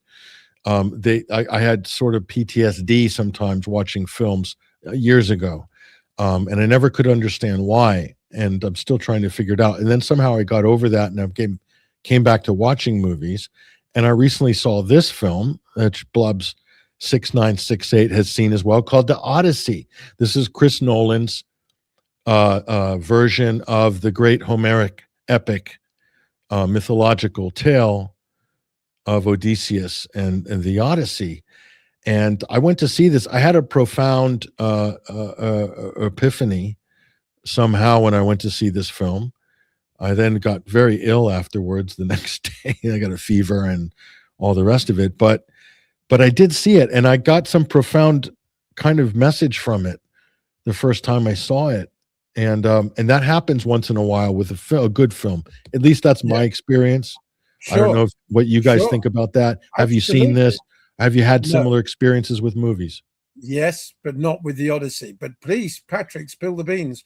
What was your grand epiphany watching The Odyssey? Well, I mean, I can't remember it totally, but it had something to do with Odysseus was looking at a timeline of life that extended past death. So he was making calculations way past his lifespan, and also how what he did in life will reflect back on his family and his house, I guess his legacy, the kingdom, who knows. And there was a few other things that were connected with that, the journey to Hades and so forth. And that the dead waiting for news about their oppressors among the living or something like that. It was a line there that was quite powerful. And again, this is a fictional tale. Elon Musk was very triggered by this film, funny enough. And he has offered Mel Gibson $100 million to do a more realistic, historically realistic version of the Odyssey. And I'm thinking to myself, how can you do a more historic, realistic version of something that's a fictional tale? Because ultimately, it is a fictional tale. It's the most analyzed piece of theater or story ever in history, right? But people have been debating it. Yeah. Yeah, I think what triggered Musk was the casting, wasn't it? Particularly of an African, someone of African extraction as Helen of Troy. That was what really got everybody. That was the trigger. Also, he didn't like the fact that a trans Elliot Page, formerly Ellen Page, Canadian actress, now actor, was playing the role. We were told it was Achilles, but it totally wasn't. That was a psyop. It was playing the role of Sinon. And I thought, if Musk does do that, I think Ben Shapiro should play the role of Sinon. What do you guys think? I don't know what the role involves, but I would imagine it's a rather devious character with thick eyebrows, who's a confused character that you couldn't quite work out their gender and were slightly emasculated. Maybe it's something like that. But I think Ben Shapiro, nonetheless, would be the perfect. Malevolent or no, benign? I wouldn't say, benign. I'd say benign, but it would be good to see Ben in that role. Just following Elliot Page, I think it would be appropriate. Comparable swap there. The Greeks knew how to inspire thought. That's the point, isn't it, guys? Isn't that the point of these epic tales? To inspire thought, right? Isn't that the point of a good movie? Isn't that what Chris Nolan seems to be, that's one of his objectives as a filmmaker, right? Mm-hmm. It seems to be, even though it's hard to follow some of his films, but he seems to be pretty focused, obsessively so, and pretty talented as a director, I would say. So all in all, do you rate the movie, Patrick? All in all, yes. Would I see it time and time again? Maybe not. But as a one-time film, yes, I think it.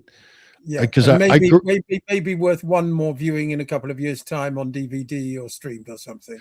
Well, yeah, I mean, I grew up with, I don't know about you guys, but maybe Ruckus remembers Clash of the Titans, stop motion animation, Jason and the Argonauts. So those are the sort of Greek versions of these. The very first movie I saw in the theater, and I actually have a memory of it. So I do remember that one. So this one had elements of that in there. They had this giant cyclops. It was kind of very disconcerting, and Odysseus very naughtily shot an arrow in his eye on the way out the door, which cursed them and his crew. But there's a lesson there, I guess.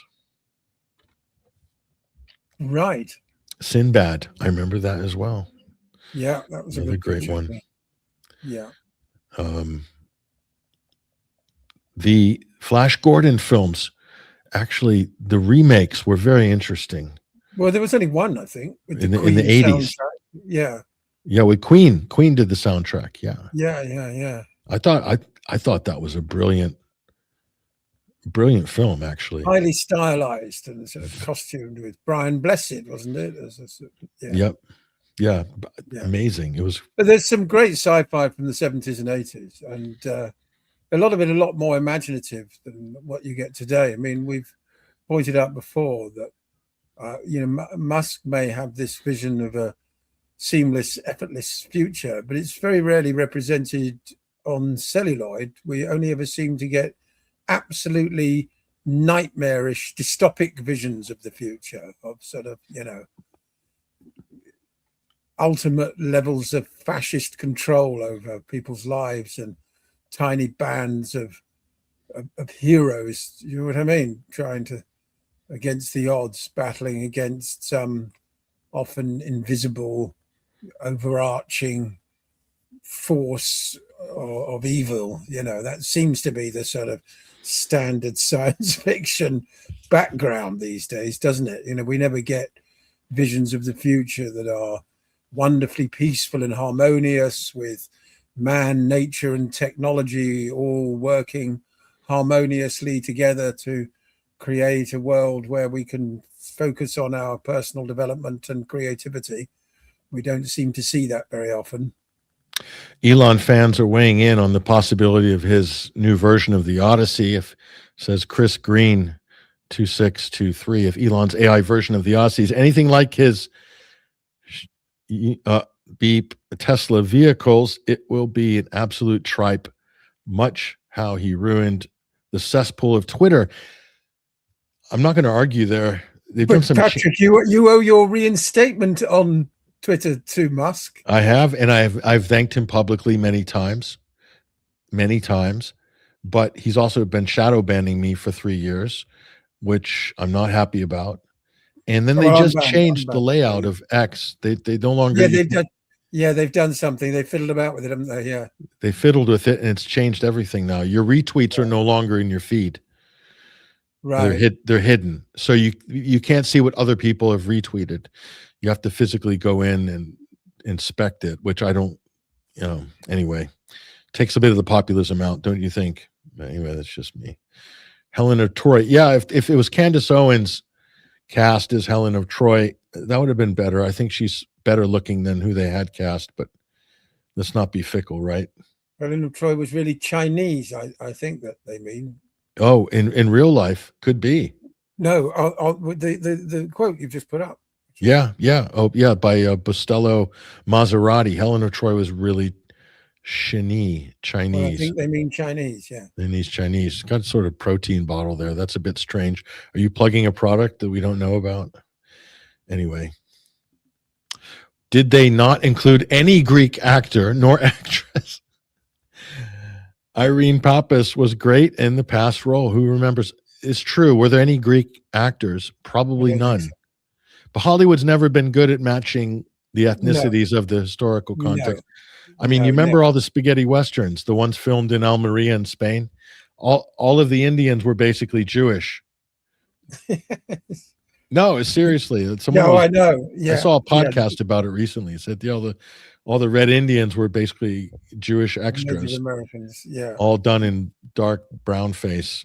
And that was like American savage Indians. But anyway, strange as it may be. But that's true. There weren't any Greeks. I think the Greeks should be really upset about that. And I think they should boycott this film. The Greeks should. I don't think they're very happy about it at all. Should boycott the Odyssey. They should get Elon to make his own cast with real Greeks. And can Grok pull that off? Do you think, Ruckus? Can Grok do it?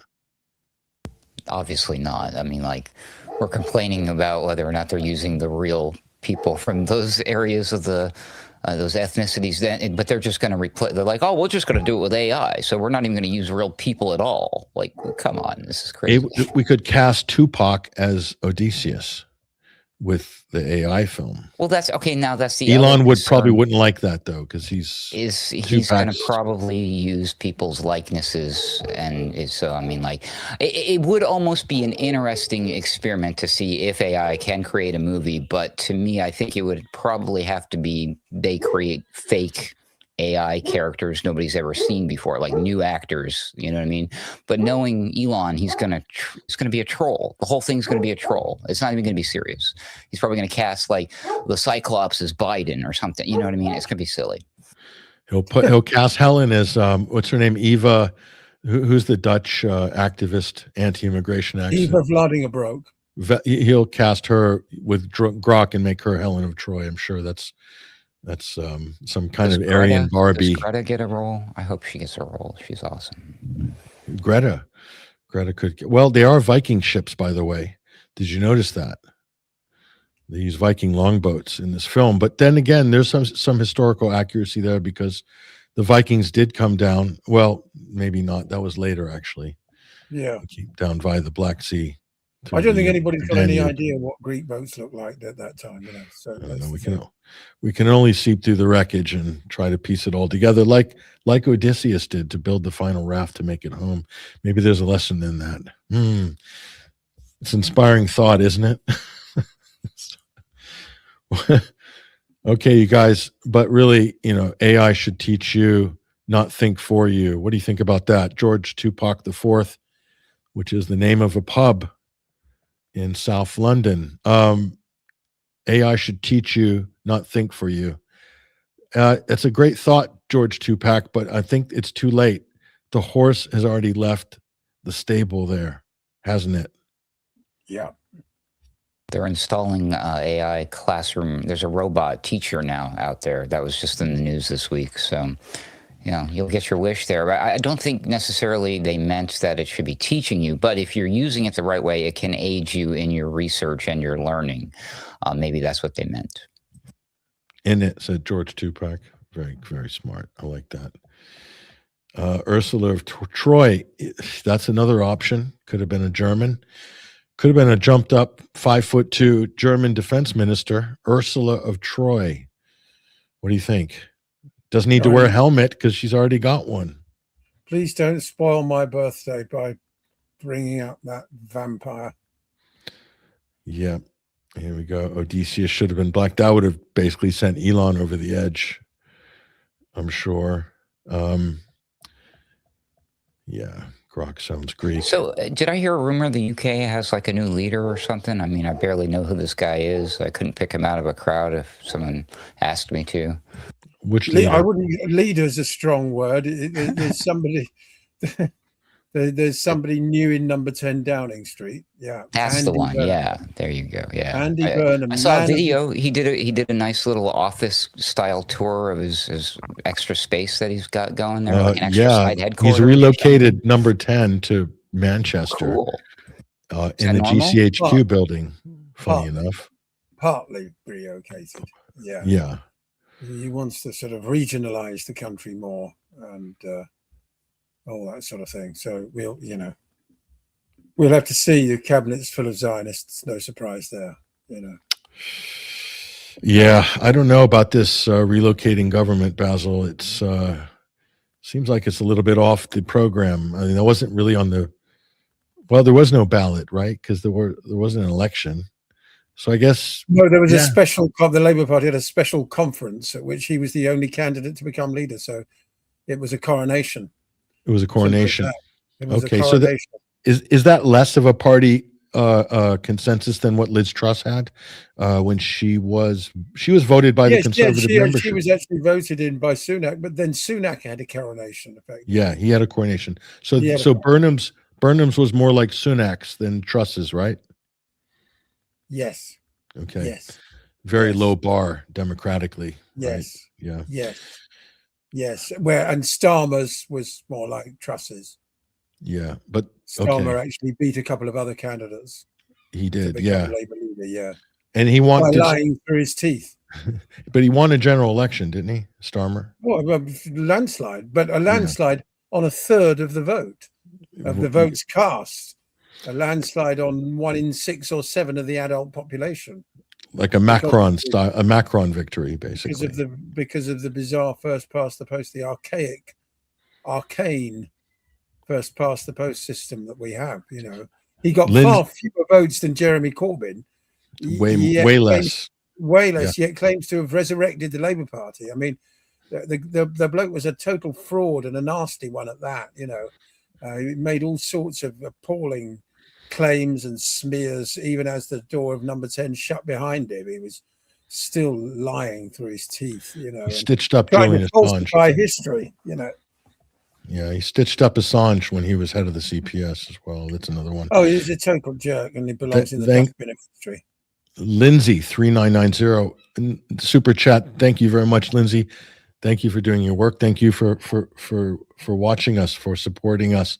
Like and subscribe this on YouTube and Rumble. You guys that'll help us to jump out of the algorithmic perpetual jail that we often find ourselves in. It's because of your efforts that have forced us out of that dungeon and into the public view, where we're even getting reports saying that YouTube has at times recommended this program into their feed, believe it or not. And that's quite amazing, Ruckus. When I haven't ever heard that in 10 years. Oh, I was recommended, and people are DMing me like this is some revelation.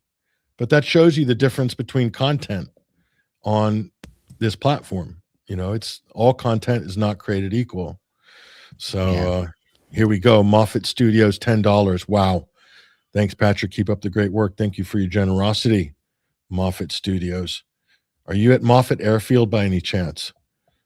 In Sunnyvale? If so, that's very close to where I used to live. There we are. I'm looking for the other Gusto. Rubio is really catching. Everyone's calling him Gusto. Have you noticed this? Gusto Rubio, future viceroy of Cuba. Do you think they're going to pull off a Cuban invasion, guys? Do you think this is going to happen?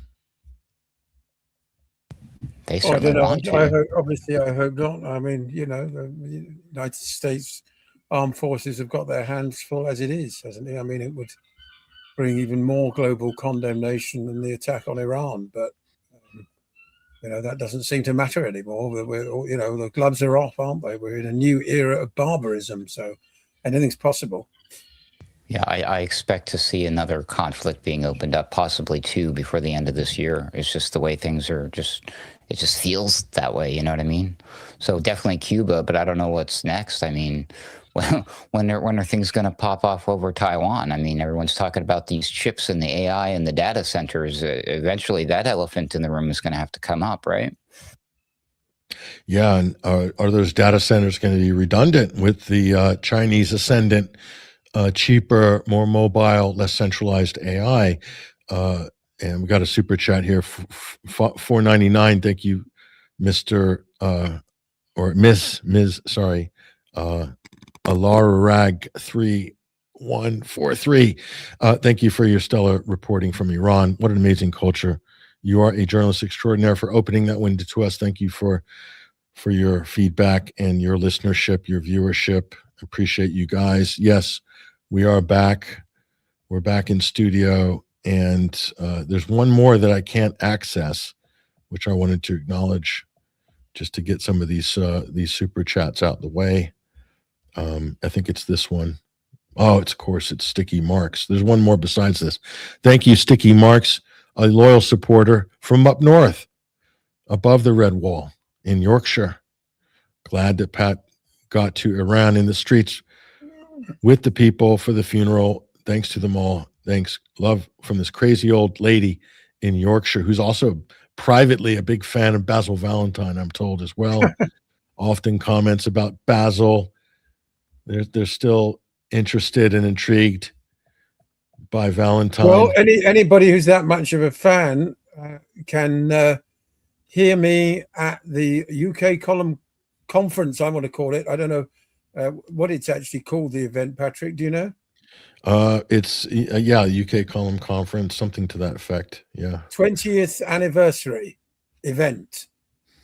Yeah. From the 20th to the 22nd of September. And I'm delighted to say, I'm honored to be given a speaking slot for half an hour to say whatever I like, which is a really wonderful opportunity. It's great. So I'm talking on the title is Humanity versus Insanity 2026. And I've just emailed our colleague to give her the short synopsis.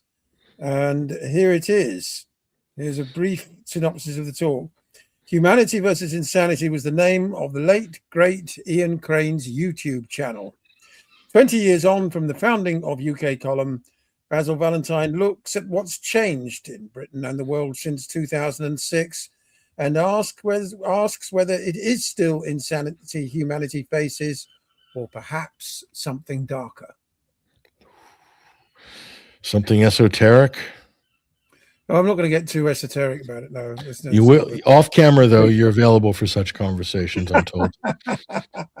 BlackRock sends love for your efforts. Thank you so much, Dabby J509, who is a day trader for BlackRock. Thank you for the $10. Drop us a full Bitcoin in next time. And, so basically, sorry, Battle Rock. I just want to finish the plug. You can buy a ticket for the UK Column 20th anniversary event, and you can hear me, if you're that much of a fan, talking for half an hour. You're going to get the full, unedited, Basil take on the world at the UK Column event. 20th of September down there in Plymouth at the Crown Plaza. You haven't got to go very far, Patrick. And he'll be signing souvenir photos as well, which will be available at I think £10 each. We'll see. There'll be sort of a studio shot of Basil with the full regalia, cravat, etc., the pipe, and then he will sign that, and that's $10 a piece, and that's only for that event, right, Basil? Yeah, why not? You're only doing 100 of them, right? Yeah. That's it. Yeah. And that's it. End of the line. Limited edition. Or indeed the new edition of the column. Or that too. There's one out now, and there'll be another one out for the event in September. Yeah, so, I'm exceeding my word allowance on both occasions. I've got about 4,000 or 5,000 words in every time. So Danny Chatto, 8325, $5. I don't think they will attack Cuba. They might invade, though, and just take it over like they did Venezuela. Although I think it's going to be a hard nut to crack. They'll still continue sanctions and the blockade. They don't have any oil and gas and are not a threat to Israel. Good point. very true. Very Good true, point. Danny. Yeah. Yeah, good point. And I think that's it for the donations. And we'll get, oops, look at this. This is Chris Hall, 3480, 10 pound. Those are British pounds. They're worth more than dollars. Thank you, Chris. Defensive strike. I think that's when you bomb a country without provocation and call any retaliation offensive. Very good. So you should be working with government. If you've been working with Andy Burnham's cabinet as a communication liaison, you could have explained this to us. Because there I was in the dark trying to work out the difference between a defensive bombing strike and an offensive bombing strike. I'm talking about Burnham letting the UK become a lily pad for attacks on Iran. So he said, I think, yeah, there we go. Then removal of all civil liberties, blame those evil aggressors. That's right. So if you retaliate against an undeclared war of aggression, that's terrorism. Am I getting this right, Basil, from the Israeli lens? I'm trying to. Yeah, I mean, this goes to a very important issue, which I will address in my talk to some extent, which is the power to define. Who gets to define who is a terrorist and what constitutes terrorism? Violence against civilians is what constitutes terrorism, but the Israelis dish it out, on a daily basis to Palestinians. But because they enjoy the trappings of statehood, albeit an entirely phony statehood, it's sort of deemed somehow acceptable, whereas any form of retaliation by non-state actors is terrorism. And this actually is right at the heart of many of the problems in the world today, certainly in the Middle East. Changing definitions, slapping labels on people.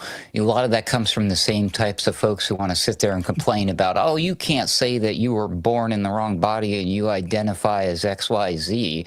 Oh, but it's okay. We don't like what you're doing, so we're just going to call you this and move on now. It's so silly. Here we go. Ask Basil the moon and moon anomalies. Well, the guy for that is our friend who we cannot name, the former reader at University College London, Professor Colostrum. Nick Colostrum. He's an expert on the moon and the moon anomalies, like the fact that when it passes in front of the sun, the two are exactly the same size. I mean, that's a sort of billions to one coincidence, which people suggest means that the moon is in fact an artificial satellite and was placed there. There's a construct. Yeah. With a Nazi base inside. That's another Possibly. discussion. Possibly. Yes. That's another discussion. Yes. They're also at the South Pole, in case you didn't know. Look at this. Another I saw something recently online which said that the Nazi nation, the Fifth Reich, headquartered at the South Pole, actually has a diplomatic office in Washington. Really? Yeah. I've heard that. I can't verify that. I really want to look it up and, you know what I mean, dig a bit more into that, because that is, it was from a credible source. I heard that, you know what I mean? So, yeah, they do have an office. Actually, it's not in central DC. It's at the Grand Masonic Lodge, which is just up 40th, I think, and then after the where was Watergate? What was the name of it? Yeah, the Watergate Circle there, where the hotel is. right. That ellipse, and you hang a left, and then there's the lodge. But I doubt they'd be at the lodge, because for the most part, the Nazis hated Freemasonry. They regarded it as Judaism for the Goyim. Yes, well, that's what they felt about it back then, but the attitudes have changed, I think, since it's been incorporated. I can't figure out where Patrick is now based. Where I'm based He's just based. Patrick's just based. I'm just based. I can't figure out. That's a typo, isn't it? I can't figure out if Patrick is now based. It's still based. Yeah, it's a typo. Yeah, I'm based. I'm still based. I was on with Ben Swan. Had me on his show this week. Oh right. Ben's pretty based, actually. I noticed that he's pretty hardcore. I know we had some. I think Hesher was a little skeptical about that during our conversation. I can't remember. But Ben's pretty. He goes hard to the paint on some of the big conspiracy topics. So you have a makeup artist and a chair and everything. They all do. It's RT America. They have a literal all of that. Yeah, nice. I did one. I think I did one. I did a couple things there, but one in particular. When I walked in, there was a whole makeup room with like 6 chicks, and these each had manning a chair, and there were people in there getting dusted up. And you have to because of the lights and stuff, right? I mean, the payroll for their makeup department was probably more than most media outlets' whole budget. But anyway, it's Russian production. I think here we go. I wasn't really that shocked to learn that Robert Maxwell, father of Ghislaine, came from Ukraine. Well, neither was I. Ukraine seems to be a certain. I don't want to be like stigmatizing all Ukrainians, but I think I know what they're kind of saying here. But we can't really say that without sounding a little. Zelensky's parents live in a mansion in Israel, apparently, and that's where he's planning on escaping to. You know, where all criminals end up, don't they? And yeah, I think Israel was hoping Kiev could be that criminal haven for them or others. Yeah, well, yeah. But it looks like they're going to have to settle for Bariloche. Anyway. Which is ironically where Hitler went. Well, yeah, that's where the Nazis went to. Honestly, you can't make it up. Following in the footsteps, and Netanyahu's attitude is, hey, on the shoulders of greatness, right? Shoulders of greatness, Bariloche. And I just saw yesterday that there are posters up in Cyprus advertising candidates in Israeli elections. Great. I'm sure the Cypriots must be really ecstatic about that. Yeah. They will be eventually. Yeah. Okay, final thoughts, ladies and gentlemen. Yes, we know about Victoria Nuland. Another problem with the U.S.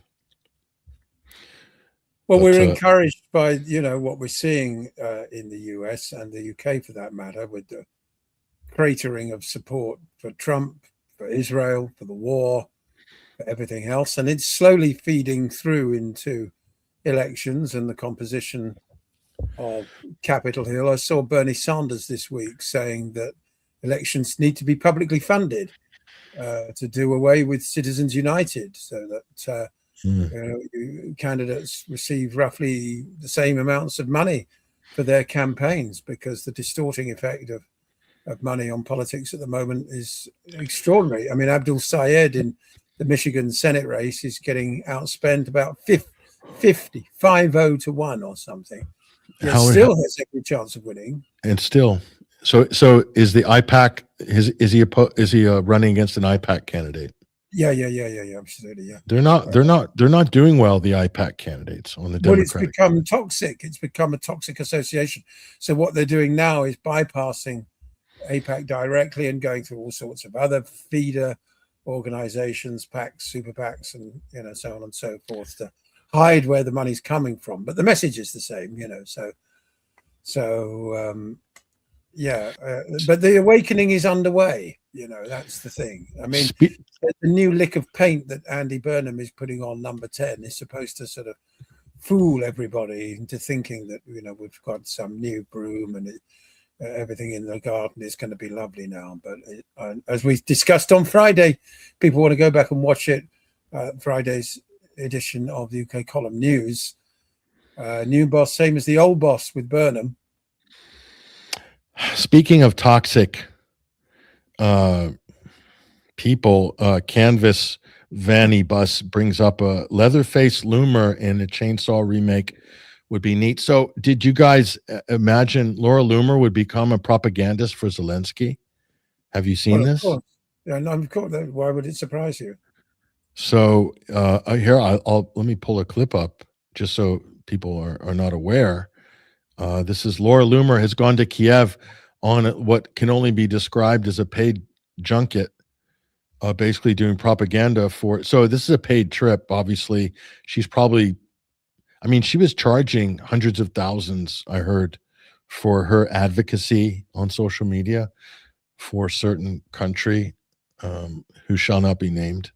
I mean, seriously, folks, here it is.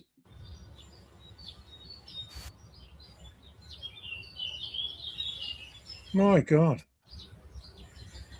So you brought sun. Is good. Yeah, the weather's been great since I've been here. So, are you planning on releasing this interview, or can I release the interview? Because it's very unexpected. I was hoping to ask you to do a sit-down interview, but this is actually the perfect location to do it. So, I'd be happy to release the interview in full if you allow me to. I think I don't know. I think that our teams will speak about it. Yeah, how to do it. You will make discussion. I think. But you didn't want to sit. You want to walk or something? No, this is perfect. I said this is perfect. Actually, the location's great. So. How was the trip to Kiev, by the way? The trip? Yeah. It was very long. Very long, yes, true. Because there's no airspace. Yeah. There's no way to fly here, so I had to take the train from Poland, which was nice. It was an experience. Yeah, it was fun. New experience. Yeah, it took like 30 hours to get here, though. A very long time. From the United States. Sounds wonderful. Yeah. The car is not comfortable, but quicker. Yeah. So it was fine. How much of this are we going to listen to? It's rather painful stuff, Patrick. I know. I see a lot of the destruction when I was coming in, so it gave me a good ideas to. I just thought I'd torture you a little bit. What have Zelensky and Loomer got in common? I can't tell you. At least not without getting demonetized, right? They're both members of the Mormon Church, I think, if I'm not mistaken. But what they don't have in common is that we know at least one of them is a major flip-flopper. Here's an old tweet from Larry Loomer, bitching about Zelensky being such a brave, that he armed neo-Nazi militias in Ukraine with weapons paid for by our taxpayer dollars. Nobody's buying this crap. He's not brave either. He's a criminal, and the aid to Ukraine is a money laundering Ponzi scam. It's a scam. Wake up, everybody. Yeah, what happened? Why did she change her mind about all that? Yeah, very good. Well found, Ruckus. Did she have an epiphany or something, Ruckus, on that? Like, that's a big flip-flop. That's a big change, isn't it? It's a 180, So I remember when she was doing all of this anti-Zelensky advocacy, because Elon was doing it at that point, and Trump was running on this. We're going to end the war. And Vance was saying that this little guy, this disrespectful little man. You remember all that? Yeah. Yeah. Even when Trump first got in second time round and Zelensky turned up, he dissed him, didn't he? Well, because that side was paying at the time. Now that side's not paying for that type of material, but Ukraine is now paying, and paying generously for her to come and do social media PR. And do you think this is going to backfire on Zelensky? Does he realize how bad her reputation is? Does he? Is this helping the Ukrainian cause? That's my question, guys. What do you think? I think Chat. We're beyond all that now, Let's ask chat. Chat, is Laura Loomer fronting the Ukrainian PR? Is that hurting or helping the Zelensky's no, effort? She's fronting Trump PR. She's there as a White House front. This is where Zelensky got the idea to get involved with the Iran thing. I bet you anything. Yeah. Ruckus, as crazy as that sounds, Ruckus, you're not far off the mark. And that's the frightening part. Is she was probably there to send messages from Netanyahu or whatever, but $2 from Pirate Justin. Please use her correct noun. It's Larry Loomer, says Pirate Justin. There are many that say that is the case, that Laura is really Larry. Have you heard these outlandish theories before, Basil? I sort of, yes. Yeah. We have it on a sort of a good authority. There is a member of the Social Rejects Club who hangs out in our chat rooms and everything, and a longtime listener and fan of everything that we do. He says that he met Laura Loomer, ran into her outside of a CVS somewhere. I believe it was in California or Florida. I don't remember the location. Doesn't matter. He says that she looks completely different in real life than she does on camera. So she's just one of those. Was that post or pre-op? Well, I didn't pry, but Okay. Mark Scout, Osama bin Laden, 1784, $4.99. Thank you very much. US dollars. Not even 2 bottles of tequila could make me sleep with Loomer Girl. Is a demon in human form. Very harsh. Very harsh. And we'll only air views like this if you give $4.99. Mark, but I think he's making a point there, Ruckus, that many men often ponder when they look and stare blankly up at the tequila rack when they're sitting at a bar waiting for a date, or who knows, waiting for their Bumble date to show up. 2 bottles of tequila is a lot of tequila, and that can do incredible things to make a man paralytic, including hallucinations. So is that not enough to get you to sleep with? So again, he says girl, other people say Larry. Is a lot of confusion about the gender, which makes this a very difficult conversation to navigate, folks. And this is a €2 super chat. No comment, but thank you, John Hebert, 6497. Again, we're a free speech maximalist. Laura Loomer used to be a free speech maximalist until October 7th. Then she became a free speech minimalist. I think that was a turning point, wasn't it, for her, October 7th? Speaking of October 7th, Patrick, I should mention, in case the audience members missed it, you're familiar with James Corbett, I'm sure, of the Corbett Report. He went viral way back in the day for doing the 9/11, a conspiracy theory video. Yeah. He just released a 10/7 conspiracy theory video in the exact same format, same music and cadence, and it's wonderful. So I encourage everyone to check it out. Is that on what channel is that on? It's on all of his stuff. You'll find it on the wherever he's at. So I caught it on YouTube. If he's on Rumble or wherever he's at. So wherever you find James Corbett's stuff, you will find it there. It's out there. Lake Vacuum, 1999. Is America still paying the civil salaries of Ukrainian government employees? The answer is yes. That is funded, as are their pensions.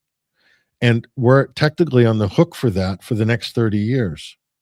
Paying the pensions. Luckily, because of the devaluation of the Ukrainian hryvnia, it's not a lot in sort of dollar terms, but it's still a paid commitment from the U.S. government. I mean, where's all this cash going? It's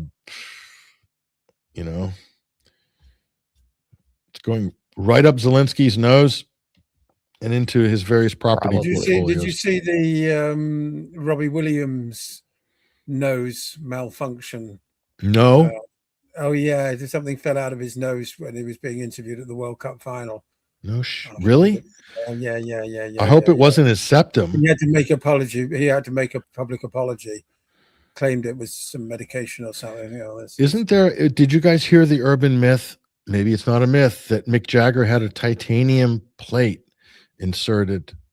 Back on Jagger, we've come full circle today. Back on Jagger. I don't know anything about that. I've never heard that before. Okay, Daniela Westbrook, you've seen that one, right? Yeah. Something along those lines.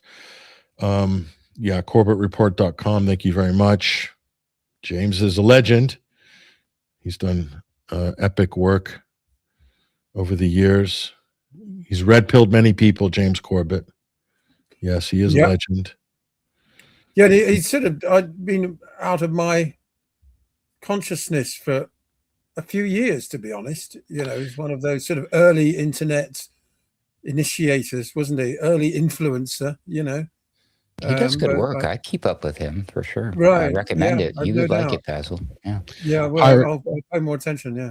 Pirate Justin weighing in on the biological questions here. Larry can be a woman and a man at the same time. Indeed. It's true. Indeed. How They could be intersex. Yeah. Intersection. That's it. Transsexual from the planet. Some people are born that way. Yeah. Rocky Horror Picture Show. You'll need 2 bottles of absinthe. Now we're talking. Absinthe. I think I need 2 boosters. That's all I'm saying. Now we're talking. We got some serious players here in the chat dropping absinthe right now. Last call. This is just cruel, you guys. Stop it. Cannavanibus. Is that a derivative? Is that? I thought that would be. Is that cannabis? Is that a derivative of the term cannabis, derived from cannabis? I don't know. She talks like a cheerleader. She doesn't look like a cheerleader. I can tell you that right now. No. Anyway, was that too cruel? Okay, I withdraw that comment. Why? I mean, she's horrendous. She deserves everything she gets. I think that, you know, the gloves have got to come off with these Zionists. No more Mr. Nice Guy, to quote Alice Cooper. George Tupac the Fourth. I'd do it for 1 bottle. Cheap date, but you know, cheap date. He's a barrel boy. Easily impressed. He'll do it for a bottle. Bottle of what? Tequila? Or a bottle of absinthe? Big difference there. But goodness gracious. Yeah. Loomer is making people Russophilic. See, Eat Your Groceries has a point here, guys. The Loomer project is actually going to have. Oh, it could only backfire if she's horrendously unpopular. It's helping Russia. That's pretty bad when you have to pull that card at the end. I mean, that's pretty much the end for Zelensky. That is literally the bottom of the barrel, or as they say, Basil, in French, the cul du sac.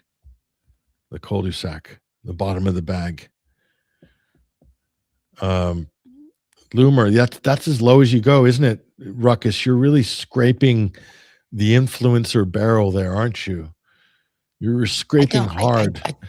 I don't really. I would be hard pressed to think of what the type of person who actually consumes her content is. I mean, I have friends who are dyed-in-the-wool conservatives still, and they'll watch Fox News and Newsmax and Louder with Crowder, all sorts of things that I'm not into, even Shapiro and whatnot. But I'm just like, but nobody I know like watches Loomer. I'm just like, she's just one of these fascinating characters. I'm like you're telling me she has an audience and she makes money doing what she's doing, and it blows my mind. And just the propaganda that comes out of her mouth is just.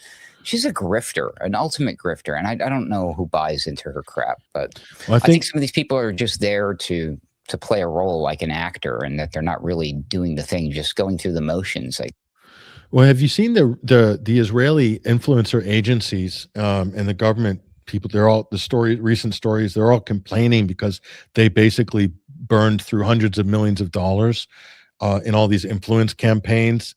And buying all these social media platforms, and then they're still losing ground on the polling and all of the sort of metrics in terms of like what Gen Z thinks and feels about Israel. And I think so they basically stopped spending the money on it.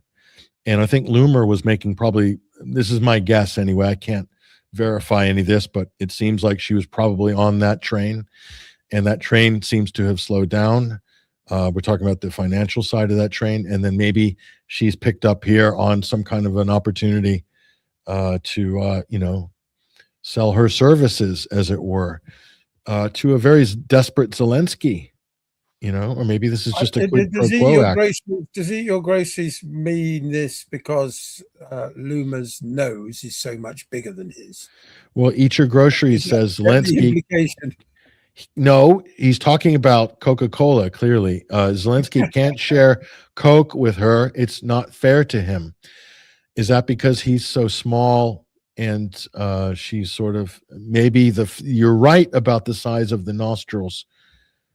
She does have attributes there that might, that Zelensky could view that as a threat.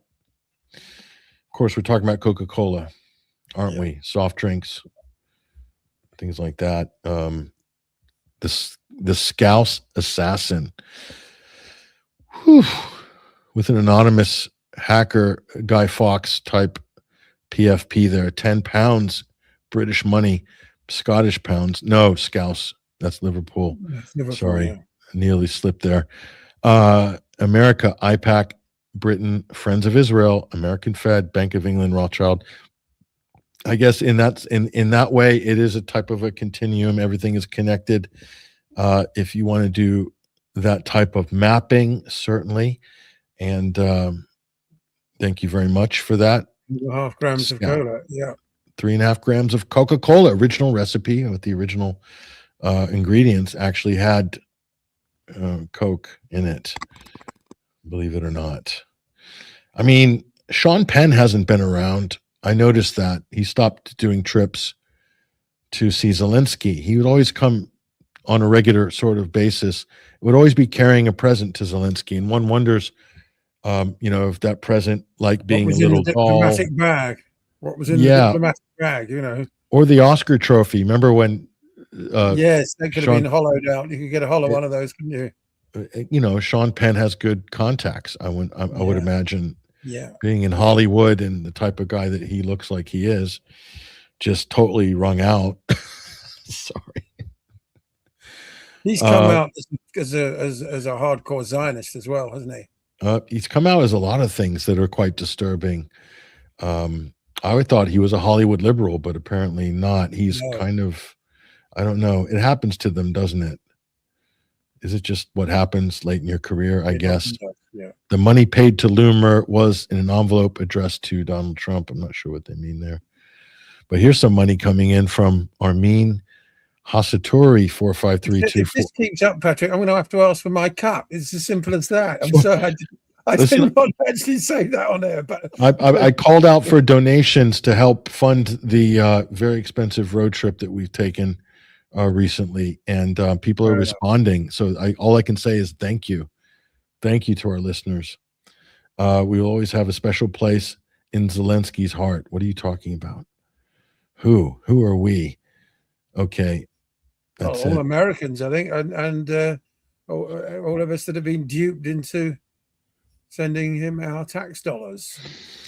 You got to feel bad for the 700,000 Ukrainian boys and men that have basically given their life and slaughtered at the altar of U.S. and European defense contractors' profits. I mean, that's pretty glorious, isn't it? Yep. He benefited. It's the Howard Lutnick move. I'm sure Lutnick always gets his bit. Howard Lutnick. Yeah, he's an interesting guy. He was there at 9/11 doing quite a lot of media. Very, very strange. Some of his comments around 9/11. I don't know if you guys have seen any of the old Lutnick media spots. He was conveniently not there. A lot of his employees died, and then they cut him a nice fat insurance check. And he did all right. It was his first day he ever missed work on that day. He said, I had to go. For the first time, he got to take the kids to the kindergarten, Patrick. To kindergarten, yeah. Yeah, I guess the wife wasn't available. Anyway, 700K. Yeah, that's on the low end, by the way, 700K Ukrainians sacrificed at the altar of, I would say, Basil, 700,000 Ukrainian boys and men sacrificed at the altar of European vanity. How about that? If it is that number, I mean, it's just, I mean, obscene. What can we say? I wouldn't say it was just European vanity. I think there are other dark forces at work, so to speak, that have opted to push these people into the meat grinder, European vanity part of it, but I'm afraid to say some people think that it's sacrifice for its own sake, another population cull, confected animosity. Do you know what I mean? A confected confrontation, which was entirely needless and could have been avoided. I mean, the blood on Boris Johnson's hands. I mean, how does that guy sleep at night? Do you know what I mean? Maybe it would have all happened anyway, even if he hadn't sabotaged the Istanbul peace agreement all those years ago now. But certainly he and other Western leaders have an awful lot to answer for. Isn't Stanley Johnson a committed eugenicist and population reductionist? So he could well be. Boris did his part, didn't he? He did. Father, that is. Yeah, he did his part. Secretariat Girl 4249. Bill Maher has officially left the Democratic Party. That would be exciting if you changed the end to a left America. Then that could be exciting. Bill Maher has officially left America and headed to Israel. That would be an exciting headline. Well, what's this about? Jared Kushner's father is relocating to Florida from New York because of Mamdani's so-called anti-Semitism. I don't know if you saw that. Oh, I thought Kushner's father was living in France as Trump's ambassador to France. He did. Whatever. Just this week, he's moved his U.S. base from New York to Florida. Okay, so that's Florida, otherwise known as Israel Southeast. That's right. Or Israel Southwest, I guess, whatever the case may be. Until they kick DeSantis out, Convicted felon Charles Kushner, pardoned by Trump. Interesting. Yeah. And probably a good friend of who and everybody else in the gang. Final thoughts here. Yeah.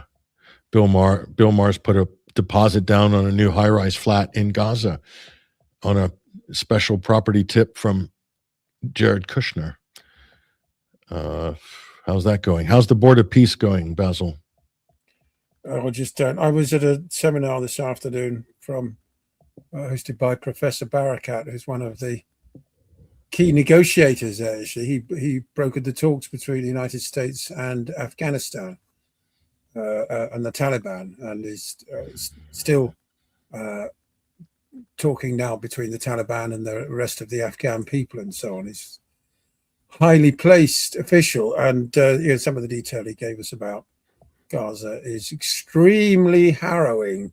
People's tents are being bulldozed. People put tents up on the ruins of their homes or adjacent to them, and those tents are being bulldozed. Kushner's plan is to dump thousands of tons of rubble in the sea to reclaim land. Of course. Rubble, of course, which contains human remains, ossified human remains. And of course, the advantage of that is that there's no legal title over any additional reclaimed land in the sea off the Mediterranean coast, so that they can claim it for themselves. Meanwhile, Israeli military outposts are literally being built on the bones of Palestinian children, because they now control 70% of the strip, up from the 53% that was agreed in the non-existent ceasefire. So Israeli military outposts are literally being built on the bones of Palestinian children. Oh, yeah. Well, I sure hope poltergeists are real then, and they get their revenge. Yeah, what was that? It was built on the Indian graveyard, wasn't it? Yeah. That was the original pretext. So. Yep. Jared Kushner is such a resourceful. So disgusting. It really, I mean, that's got to be satanic or something. I mean, who does this kind of stuff? It's so evil. Yeah. He's such a clever boy, isn't he? Jared, he's done well. He's made a great life on the backs of misery and pain, suffering, and genocide. Not great, but that's what's going on your LinkedIn lifetime profile, Jared, and the rest of you guys. You've all made your money, but you haven't done it in the most ethical way. In fact, it's pretty repulsive, but nonetheless, yes, Jared Kushner is quite a character. Reminds me of Damon in the last installation of The Omen. Absolutely. Yeah, absolutely. Kind of frightening, actually. Very much got that energy about him, hasn't he? But yeah, I hate to have to say it. I think his wife's rather hot. I don't know. Many have been fooled in that respect, but also we've caught glimpses of the wife without makeup on, right, going out to the shop. And it's a different proposition altogether.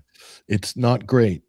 I'm just going to put it that way. Makeup is quite an amazing invention. It is an amazing thing. I agree, Patrick. It is an amazing thing what women can do with makeup. I'm glad you brought that up to close the show.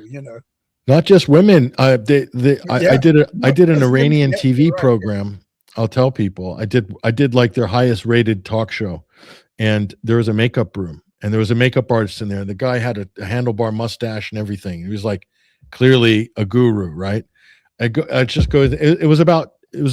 was on at about 1 a.m. because they run the studio almost 24 hours. And then he made me up. And then I watched the show. I was at the train station and there it was on the big screen. I'm like, holy mackerel, there's a TV. And I didn't recognize myself.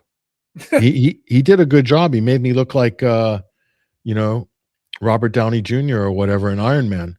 And but the makeup is incredible. They can make things like they can change the shape of your face. Literally. It's all illusions. But anyway, now AI can do that for you again. Yeah, exactly. So Ivanka Trump, it's many have said, Basil, that she's mid. I'm just saying this is what the guys are saying on the street. So still bombing hospitals. Yeah, they'll bomb anything. Yeah, he made the point, Professor Barakat, that early on in the genocide, the Israelis particularly targeted anything built by the Qataris or the European Union. So much as to say, I mean, the Qataris had built some very nice, substantial rows of apartment blocks, rather expensively constructed, well upholstered places. They were systematically demolished one by one, the lot. The message, of course, being to the Qataris and, believe it or not, the European Union that paid for desalination and power plants and things, by destroying everything paid for by outsiders. The message is, it's not worth your while investing in this place. We own it, and we will destroy whatever we want, and you're wasting your money. Yeah, definitely. Message received loud and clear to DFI. JD Vance swears on this stuff. You're talking about makeup, eyeliner. Does JD Vance wear black eyeliner? I think he does. Is that weird? It kind of is. Yeah, it kind of is. He's young. Why does he need to wear makeup? Maybe he's goth, and we just don't know. He's goth. Yeah, I don't know. Guyliner, it's called. Guyliner. Okay, very good. I've never heard that before. Last thing, guys, Marco Rubio came out, was triggered by the Lego videos, complaining about them. And what did the Lego team in Iran do? Of course, they started making Rubio videos after that.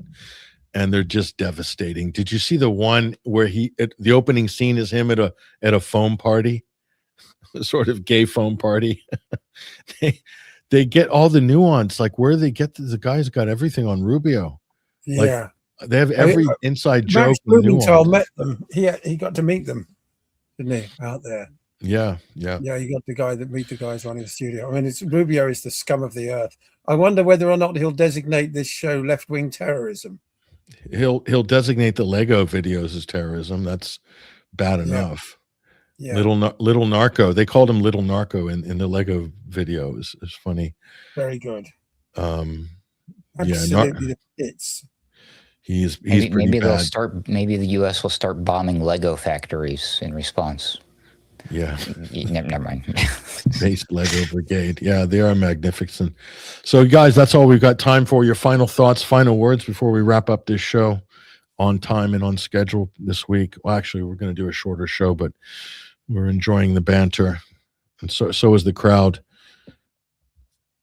Well, I'll see you all on Friday for the next UK column news, and at some point in the future, whether it's here on 21st Century Wire or on UK column, I will be back with a new show of my own for an hour a week at least. Current working title is Insights with Basil Valentine. I was also looking at the briefing room, but John Kiriakou's grabbed that one, the ex-CIA agent. I think he's doing a show called The Briefing Room. So there's only so many of these current affairs type.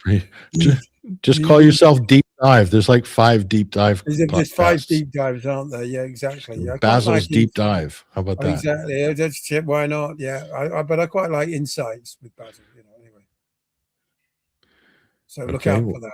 We just needed to cool down here a bit first before we can up the workload. It's a little hot this summer. We finally got that summer every Briton was pining for, and then now it's here. They're all complaining about it. Yeah, maybe in our teens and 20s we wanted it, not at this point. But anyway.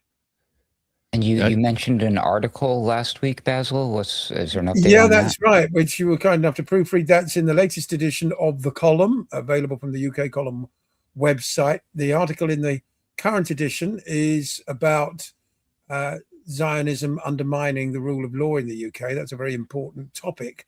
The Rajiv Menon case. He's the barrister that is being prosecuted for contempt of court by Justice Johnson over his closing remarks in the trial of the Palestine Action activists. There was a very interesting webinar about that this week. And I've also seen, I shared it with you, Patrick, the legendary Frank McGuinness, who is representing Hamas to get the prescription overturned. He's in court as well. That too has been adjourned. It seems like the British state like kicking the can down the road with all these things. But they're confident. They're reasonably. McGuinness is quite confident, actually. He's very confident. Because he's right. He has the law on his side, and he knows it.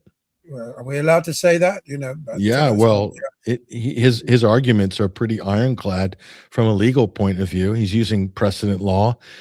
That's what the British legal system is based on, and any good barrister is going to be very good at doing their homework, because that's your job, isn't it? To be really good at doing your homework and reading case law.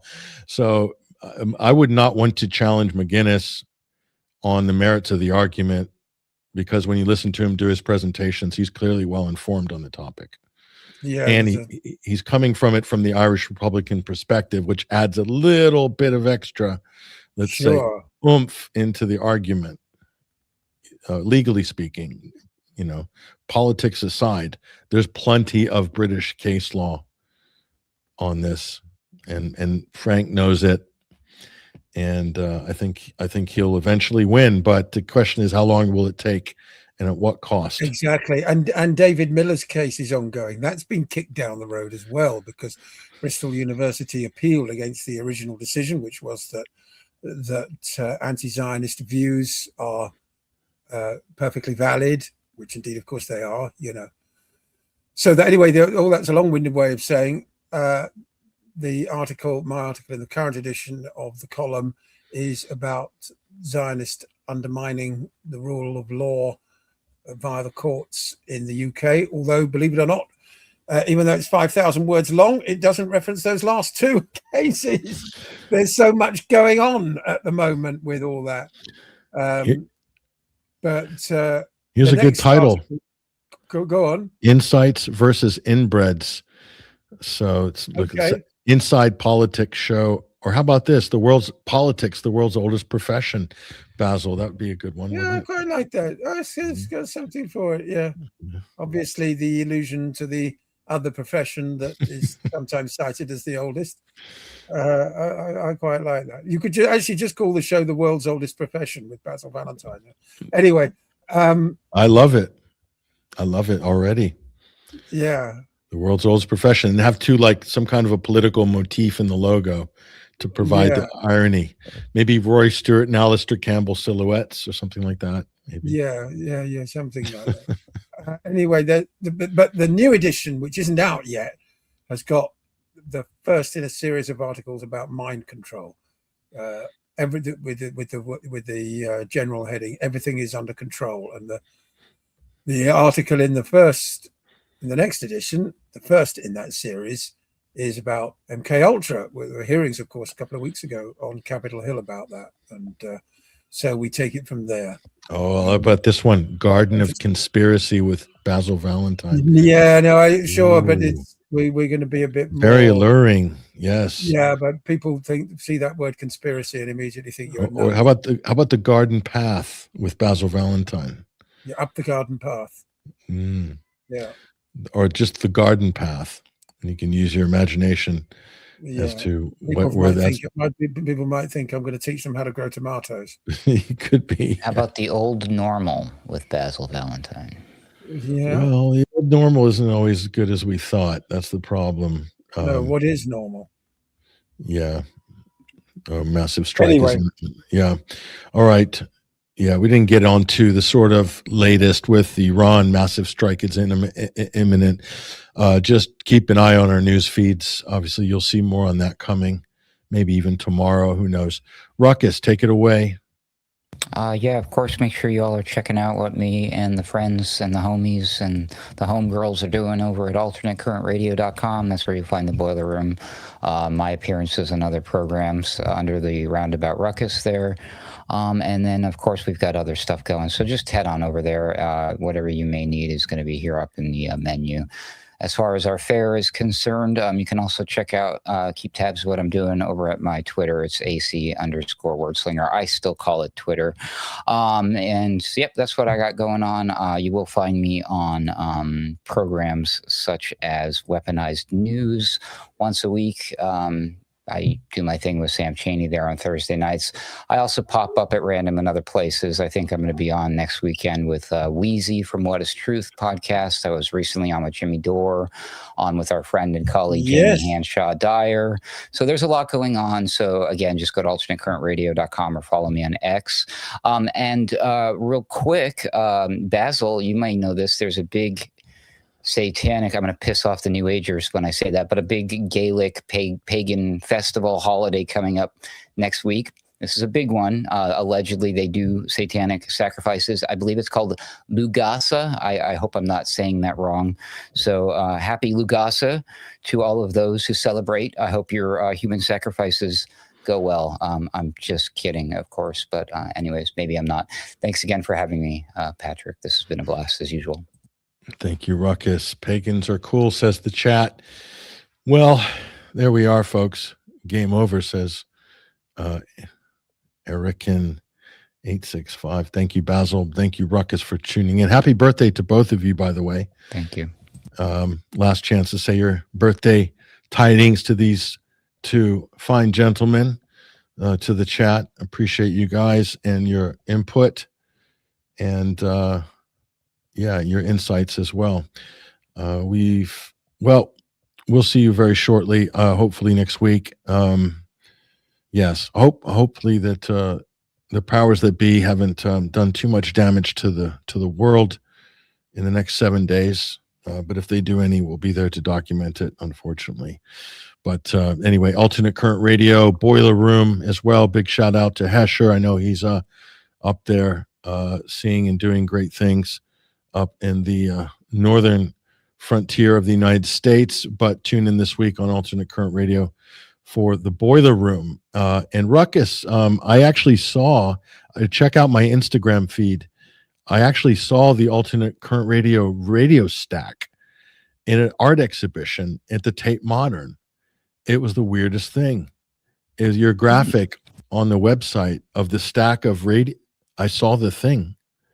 It's like a stock image, but yeah, it's an actual art exhibit of some sort. I just I forgot about that until you said it. That's But really cool, though. I actually was there. I filmed it. It's on my Instagram account. So to check it out. I will. I sent it to Hesher. I walked in the room. I'm all, that's it. There it is.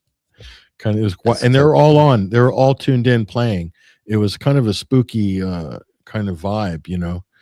All these transistors going at once, but it's just epic. It's called the Tower of Babel, or a type of media Babel, or something like that. But I left a description of the exhibit and the artist in my Instagram, on my Instagram profile. But do check that out, gentlemen. Take care. We'll see you soon. Great to share the stage with you as well. We'll be going now, and yes, that's it, folks. That's all we got time for today. Thank you to all the people in the comment sections, the super chats as well. Your generosity is amazing. Thank you. We are blown away by your generosity, and we hope that we can keep doing a great job. We expect to anyway. And take care, everybody. Yes, peace out. Appreciate all the comments, all the love in the comment sections. Been fantastic. Listen, that's all we got time for today. This has been episode 605 of the Sunday Wire, this weekly omnibus news and analysis radio program brought to you here on 21stcenturywire.com. Take care, everybody. All the best. We'll see you very soon.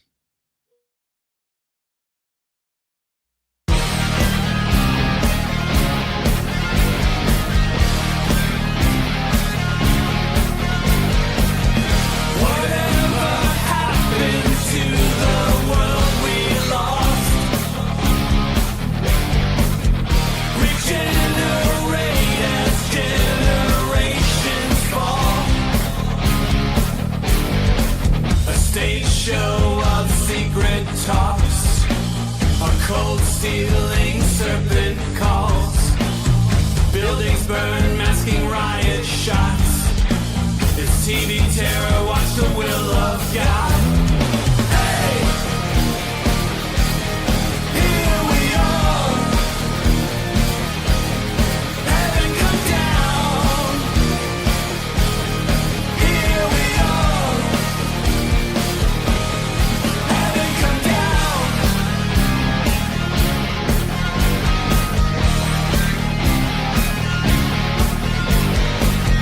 The culture coast consuming all our lives.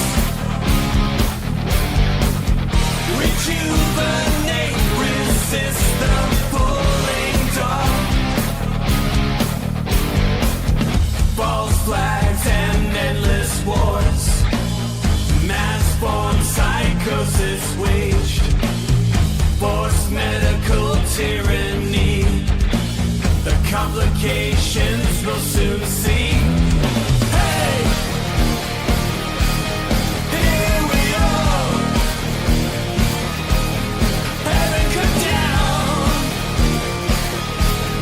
Here we are.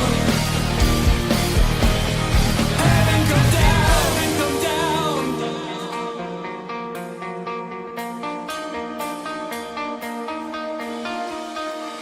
Your hands with similar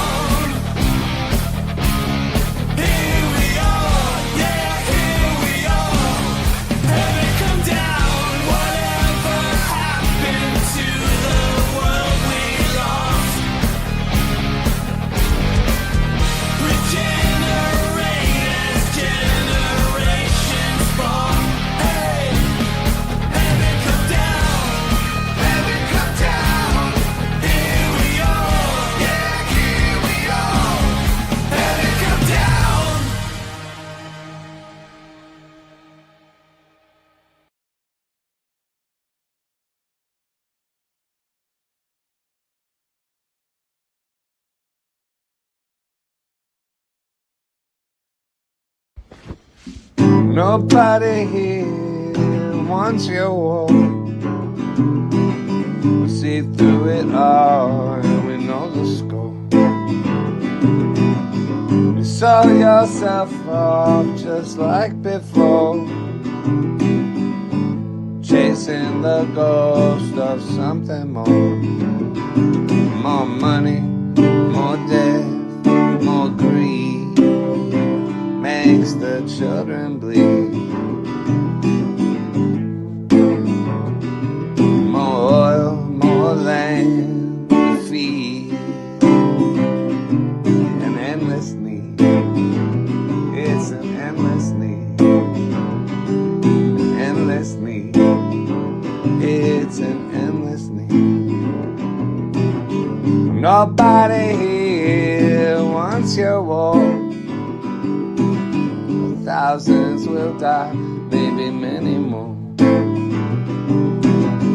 The ghosts will find you knocking on your door.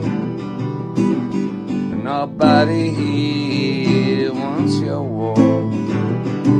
More money, more death, more greed makes the children bleed.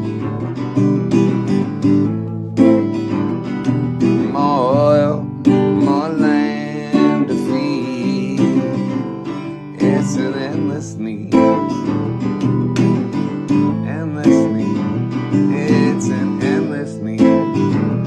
Endless need.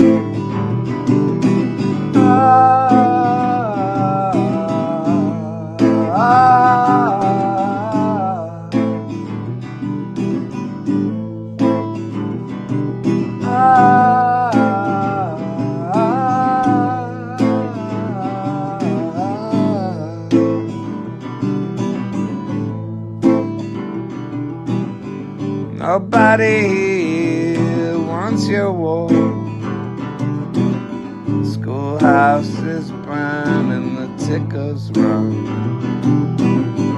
Who were they to you? Nothing more. But they were somebody's daughter and somebody's son. More money, more death, more greed makes the children bleed. More oil, more land to feed. An endless need. More money, more death,